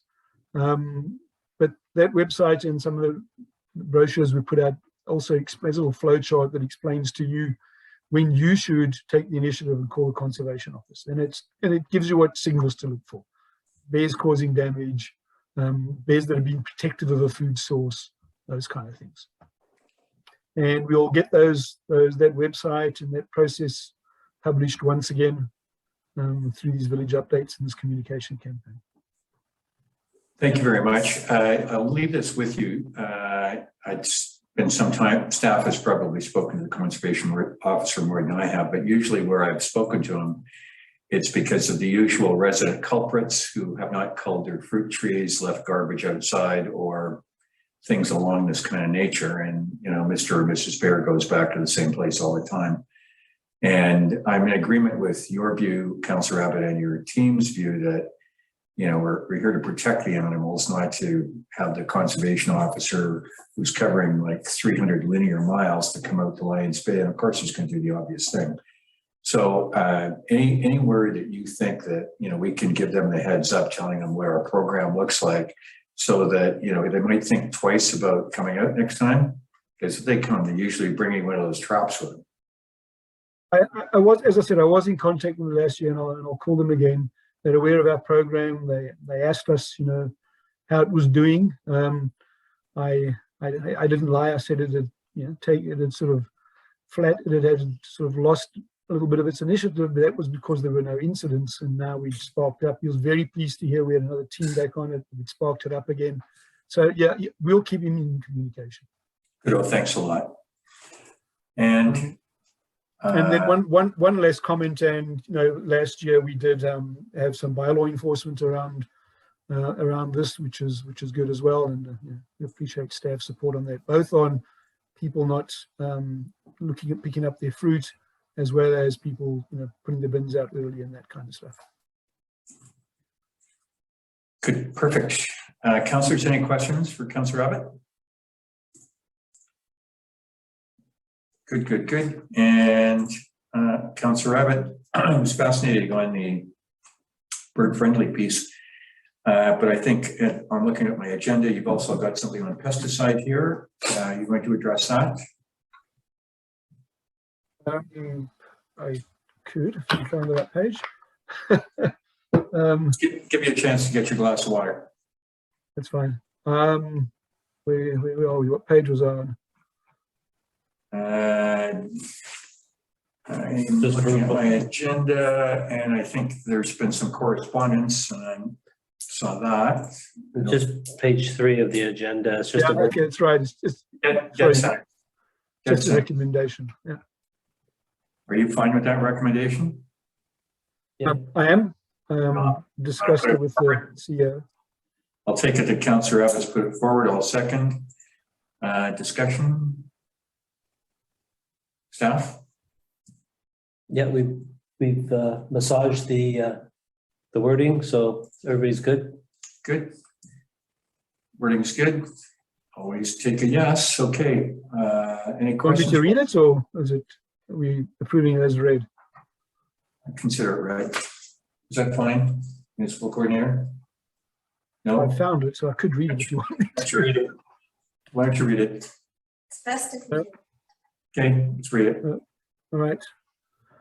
The recommendation that council directs staff to amend the pesticide control bylaw number 430/2001 to include a reference to and compliance with ministerial order number M305/2021 regarding the restricted use of rodenticides in respect of the Integrated Pest Management Act. Good. I'll second the motion. Any questions for Councillor Abbott and for staff? And maybe just as an education for everyone that doesn't know, or those that are listening, one of the big things with these rodenticides, the anticoagulants, they don't just kill the rats when you throw the rat poison out. It's the owl that comes down late in the evening and picks up the rat that ends up dying as well. So that's the main driver for this. This ministerial order is a temporary order, and there's supposed to be a permanent order coming out at the end of the year, or I guess it'll be extended if they don't get that done. Good. Thank you very much. And I don't know how it happens, but it seems like the last 3 meetings we've been talking about routes. But there you go. Call a motion. All those in favor, please confirm by saying yes. Opposed, no. Yes. Yes. Sounding yes, carried. Thank you very much, Councillor Abbott, and you can take 5 minutes off. There you go. Committees. We've got the Emergency Committee. Recommends to Council that Council approve the draft Emergency Program 2022 scope of work as amended. Direct staff to incorporate the scope of work into a contract for emergency management services with Red Cape Solutions, Inc. in terms mutually satisfactory to the parties. And 3, authorize the mayor and corporate officer to execute the agreement with Red Cape Solutions, Inc. The second piece of that is that the Emergency Program Committee recommends to Council that Council appoint Mary Brown and Leslie Nolan as co-directors of the Lions Bay Emergency Support Services. And lastly, that the Emergency Program Committee recommends to Council that they appoint Edward Langford Jr. to the committee as the Lions Bay Search and Rescue Representative. Councillor Bain, will you put that motion forward? You will. Councillor Abbott, can you second? Good. Thank you. You both have done so much on this. I appreciate all the work you've done. Staff, did you want to give a quick recap? I think Councillor Cunliffe's the only one that didn't get in the trenches last week. I did read the correspondence. So you're good. Thank you. Councillors, any questions for staff? Staff, any questions? None? I'd like to bring up one point. We've got that Emergency Program Committee recommends that to Council appoint Edward Langford Jr. to the committee as the Lions Bay Search and Rescue Representative. I wonder if we could remove Ed's name from there and have a senior Lions Bay SAR representative, who most likely will be Ed at all times. But I was just thinking, if Ed moves on, we don't have to go back and name another one, just for simplicity's sake. I don't mean this anything against Ed. I think he's an excellent member of Lions Bay SAR, but it's just a movement of efficiency, I think. I think he's the only one that lives in the village, though, isn't he? I'm not sure if it anymore. No, he's not. He's not the only member that lives in the village. Forget the number. When we gave them that award, there was lots of them, I think. Yeah, there was quite a few. We were surprised at how many there were. Just not sure of his position vis-a-vis that organization, like whether he is the top of the chain or. He is. Yes, he is. He is. He said his title is simply manager of Lions Bay Search and Rescue, but he is the chief of the group. Head coordinator. Okay. I think the bylaw itself, Peter, at some point we're going to get to that, and we're going to add Lions Bay Search and Rescue. The bylaw doesn't have anyone's names in it; just has positions. And last time when I asked Eddie just said his position was manager, Lions Bay Search and Rescue. I think I'll be real quick. I mean, this is somewhat of a semantics issue. I mean, he is our guy for now. He will be announced on the village update along with the other folks on Friday. So I think this is, if it's fine with, I mean, Councillor Baines put it forward, it's a reasonable request. It's not a slate to Mr. Langford. It's kind of an in perpetuity thing. I'd be fine with it if staff's fine with it. Yep. Okay, so what would the friendly amendment be here, Councillor Bain? I was just thinking, well, maybe we could put Lions Bay SAR manager in place of Ed's name.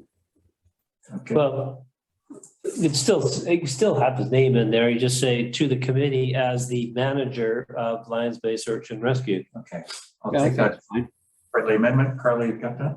Thank you. All right. Any other motion? All good? Call a motion. All those in favor, please confirm by saying yes. Opposed, no. Yes. Yes.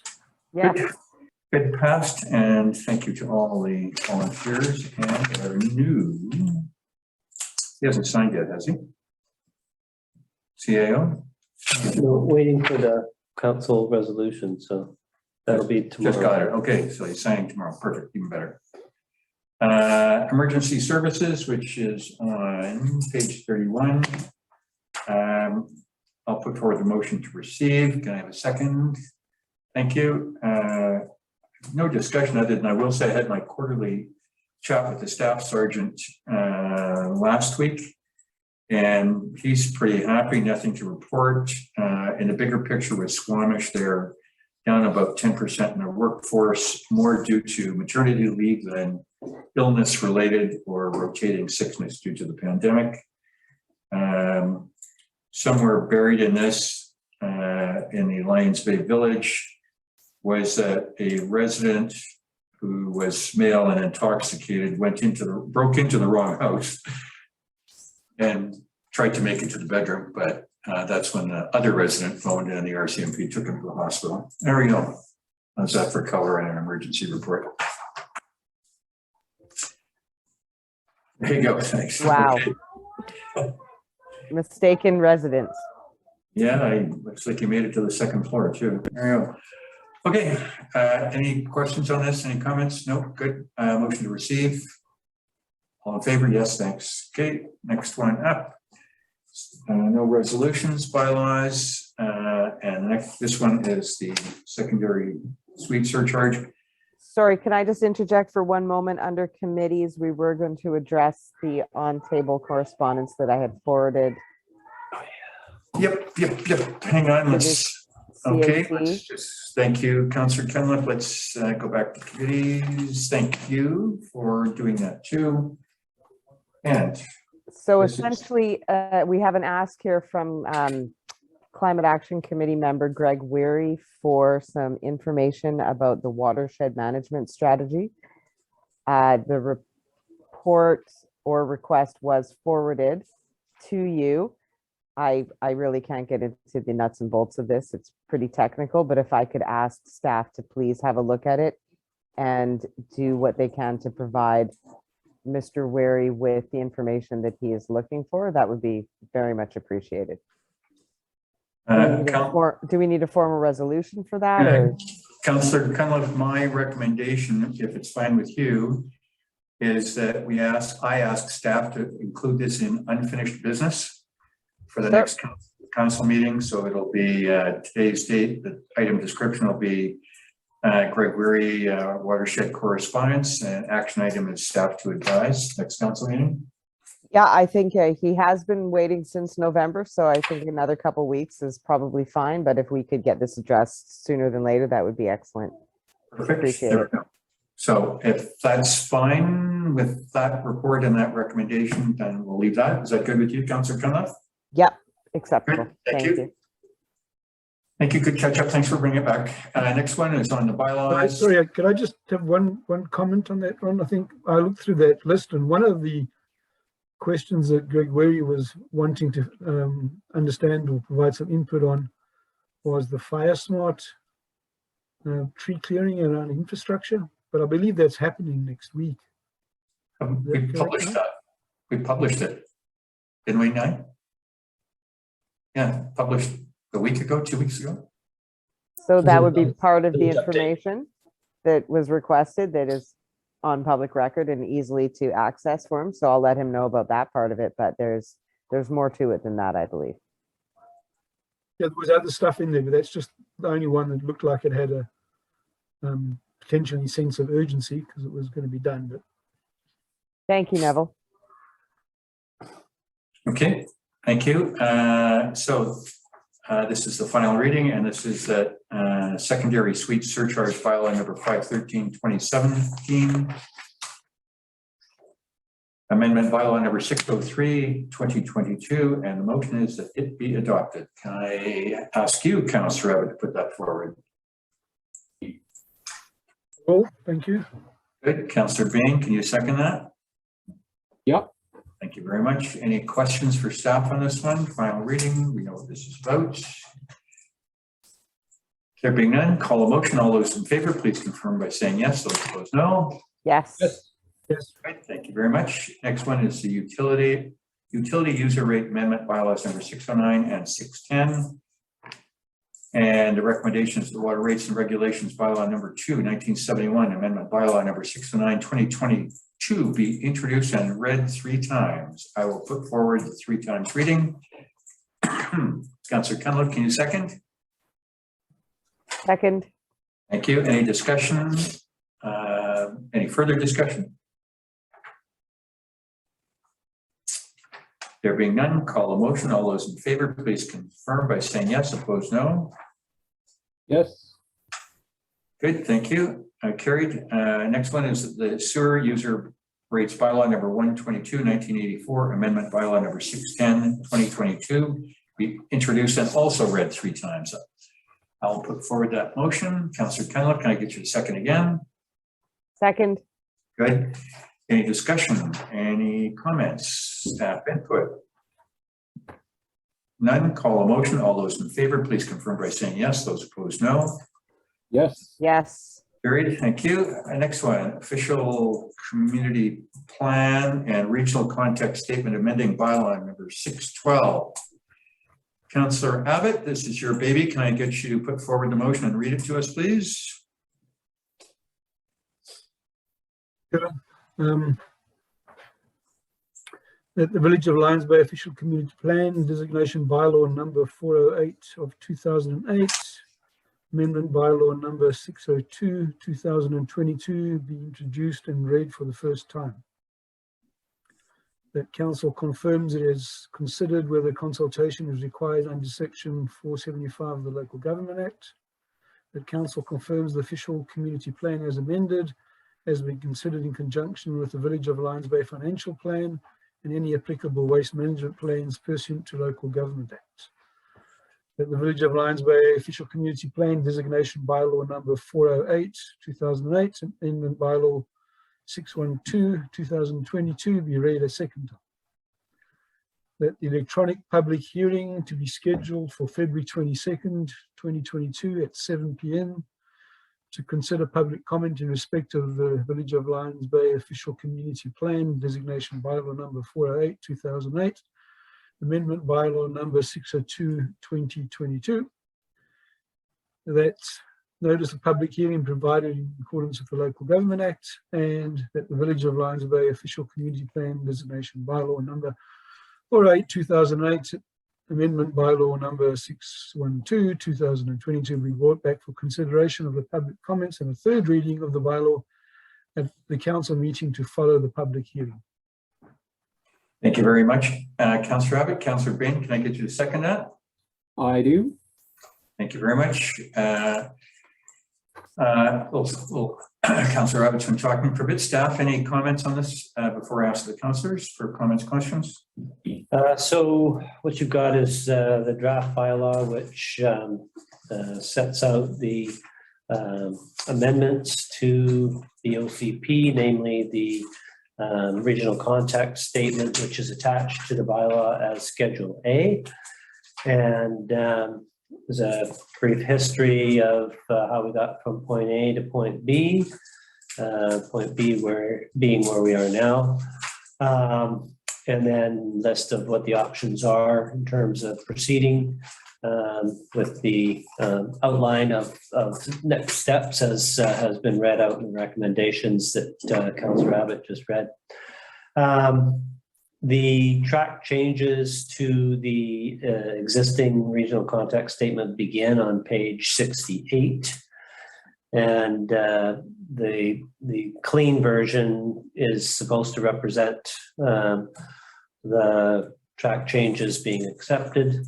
The track changes are as per the discussions that were had at the last council meeting with respect to changes that were suggested to bring the regional context statement up to date, be a little bit forward-looking in the interim, pending the future OCP review, and simplify a few things in terms of some of the numbers, adding clarity to some of the demographic data that was in there. We've inserted current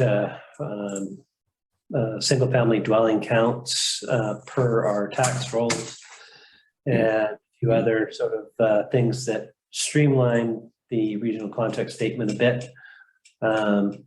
Took out some tables that we thought weren't sure about in terms of the projections for future growth till such time as the OCP review has taken place. So it just wasn't adding to the existing objectives.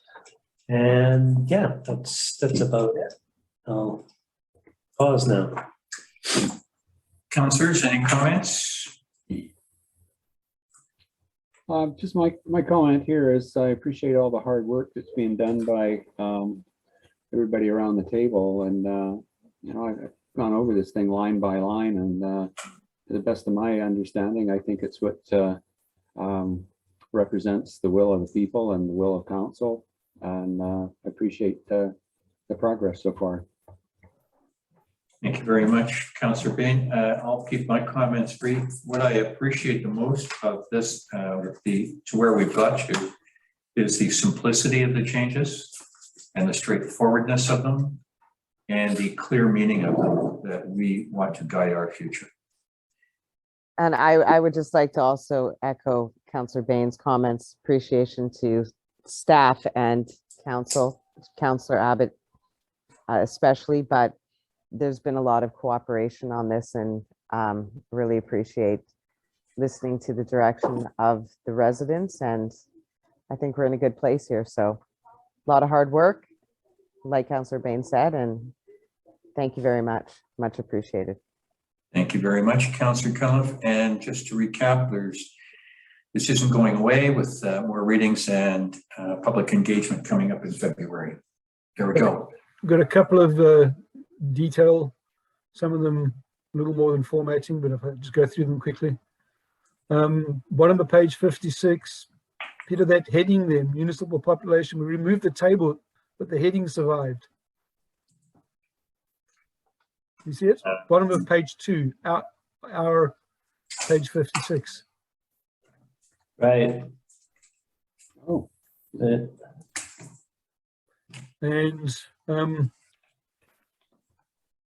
so this one is, and I thought I put this question in before, but so if I didn't, I got an answer, and then I'm still misunderstanding, then let me know. But on page 58, strategy 3.1, protect conservation and recreation lands. And then the statement we had, which I don't think we had changed at all, says, as identified in the RCS map, there are no regionally designated conservation and recreation areas within Lions Bay. But shouldn't we mention the recreation areas that we do have within Lions Bay? The beach parks, the tennis court area. I mean, we do have recreation areas, right? Yeah, no, we're not talking about all the different, we have a bunch of different land use designations within our OCP map, which is, I think, found in section 8.0. So we've got all those kinds of things, parks and institutional and gravel pit and so forth.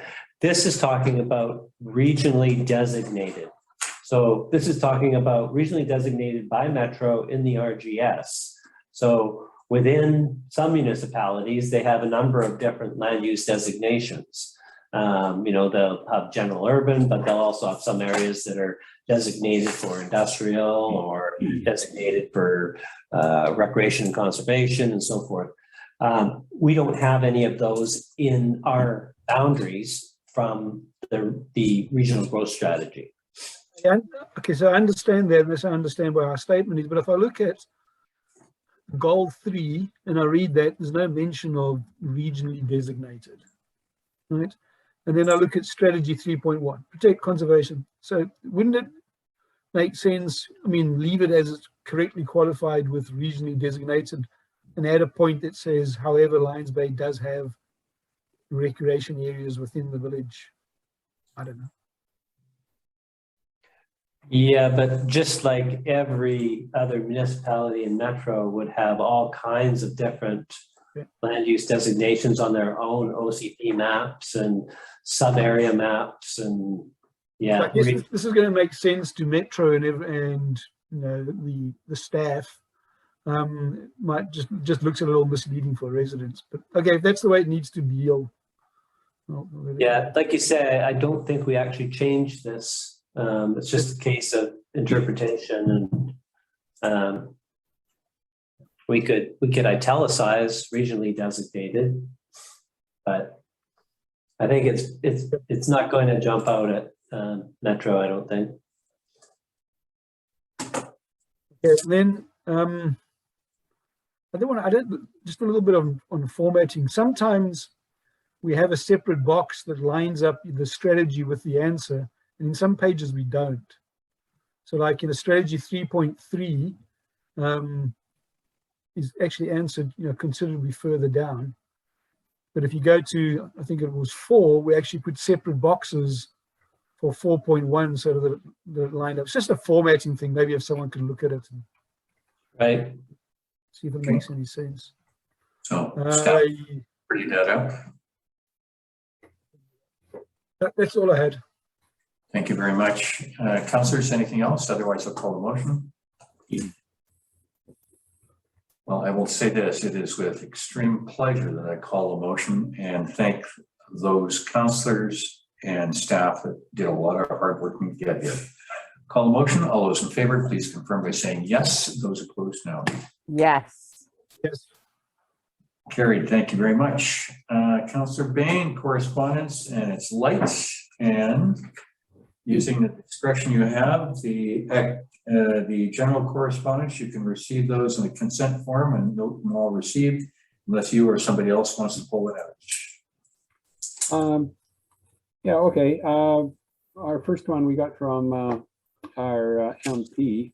I thought it was kind of interesting that for businesses and stuff like that, Canada Emergency Business Account is forgivable or given forgivable loans to nearly 900,000, and there's a end date going to December 31, 2023. I don't know if it's our responsibility to let businesses know that, but I thought it was an interesting move. LGMA, I don't know if it's the formatting of my computer, but this thing comes out blank on mine. I don't know if there's something I can read in here. I guess it's a call for resolutions for members, but if anyone has something to add to it, you're welcome to it. For Flinro, they've written to us again, engagement on updates to BC's geographical naming principle, policies, and procedures.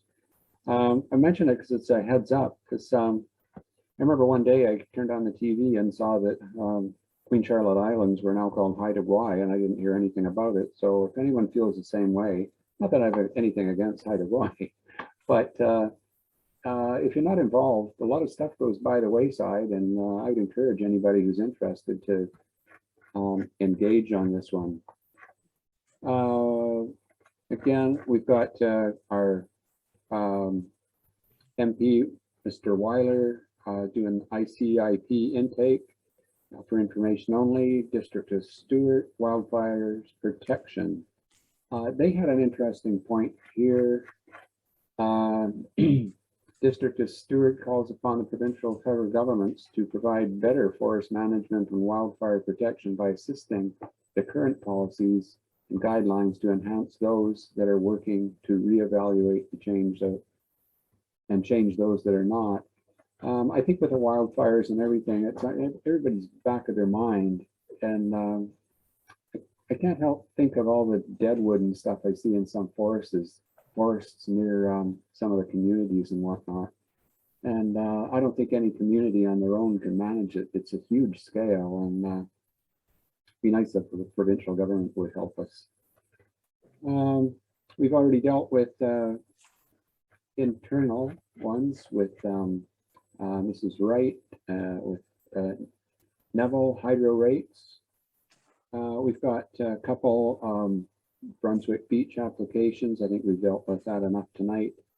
And it follows up on page 98 and 99 with responses to some previous emails, and that's about what we have for today. Thank you very much, Councillor Bain. And that concludes the correspondence section. I don't believe there is any new business. Unless someone has something right now that they want to put forward for next time. Nope. Done. Good. Public questions, comments. I see there's 3 in the gallery. 1, 2. 3 in the gallery. Anybody want to come forward? Please unmute. You don't have to turn your camera on. If you wish to speak, please do so now. Otherwise, we'll say good evening.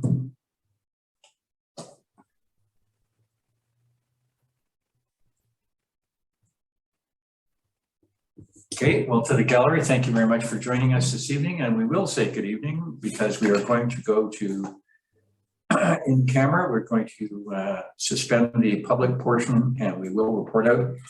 So as I've done earlier, the meeting will be closed to the public on the basis of matters set out in item 2 on the front page of the agenda.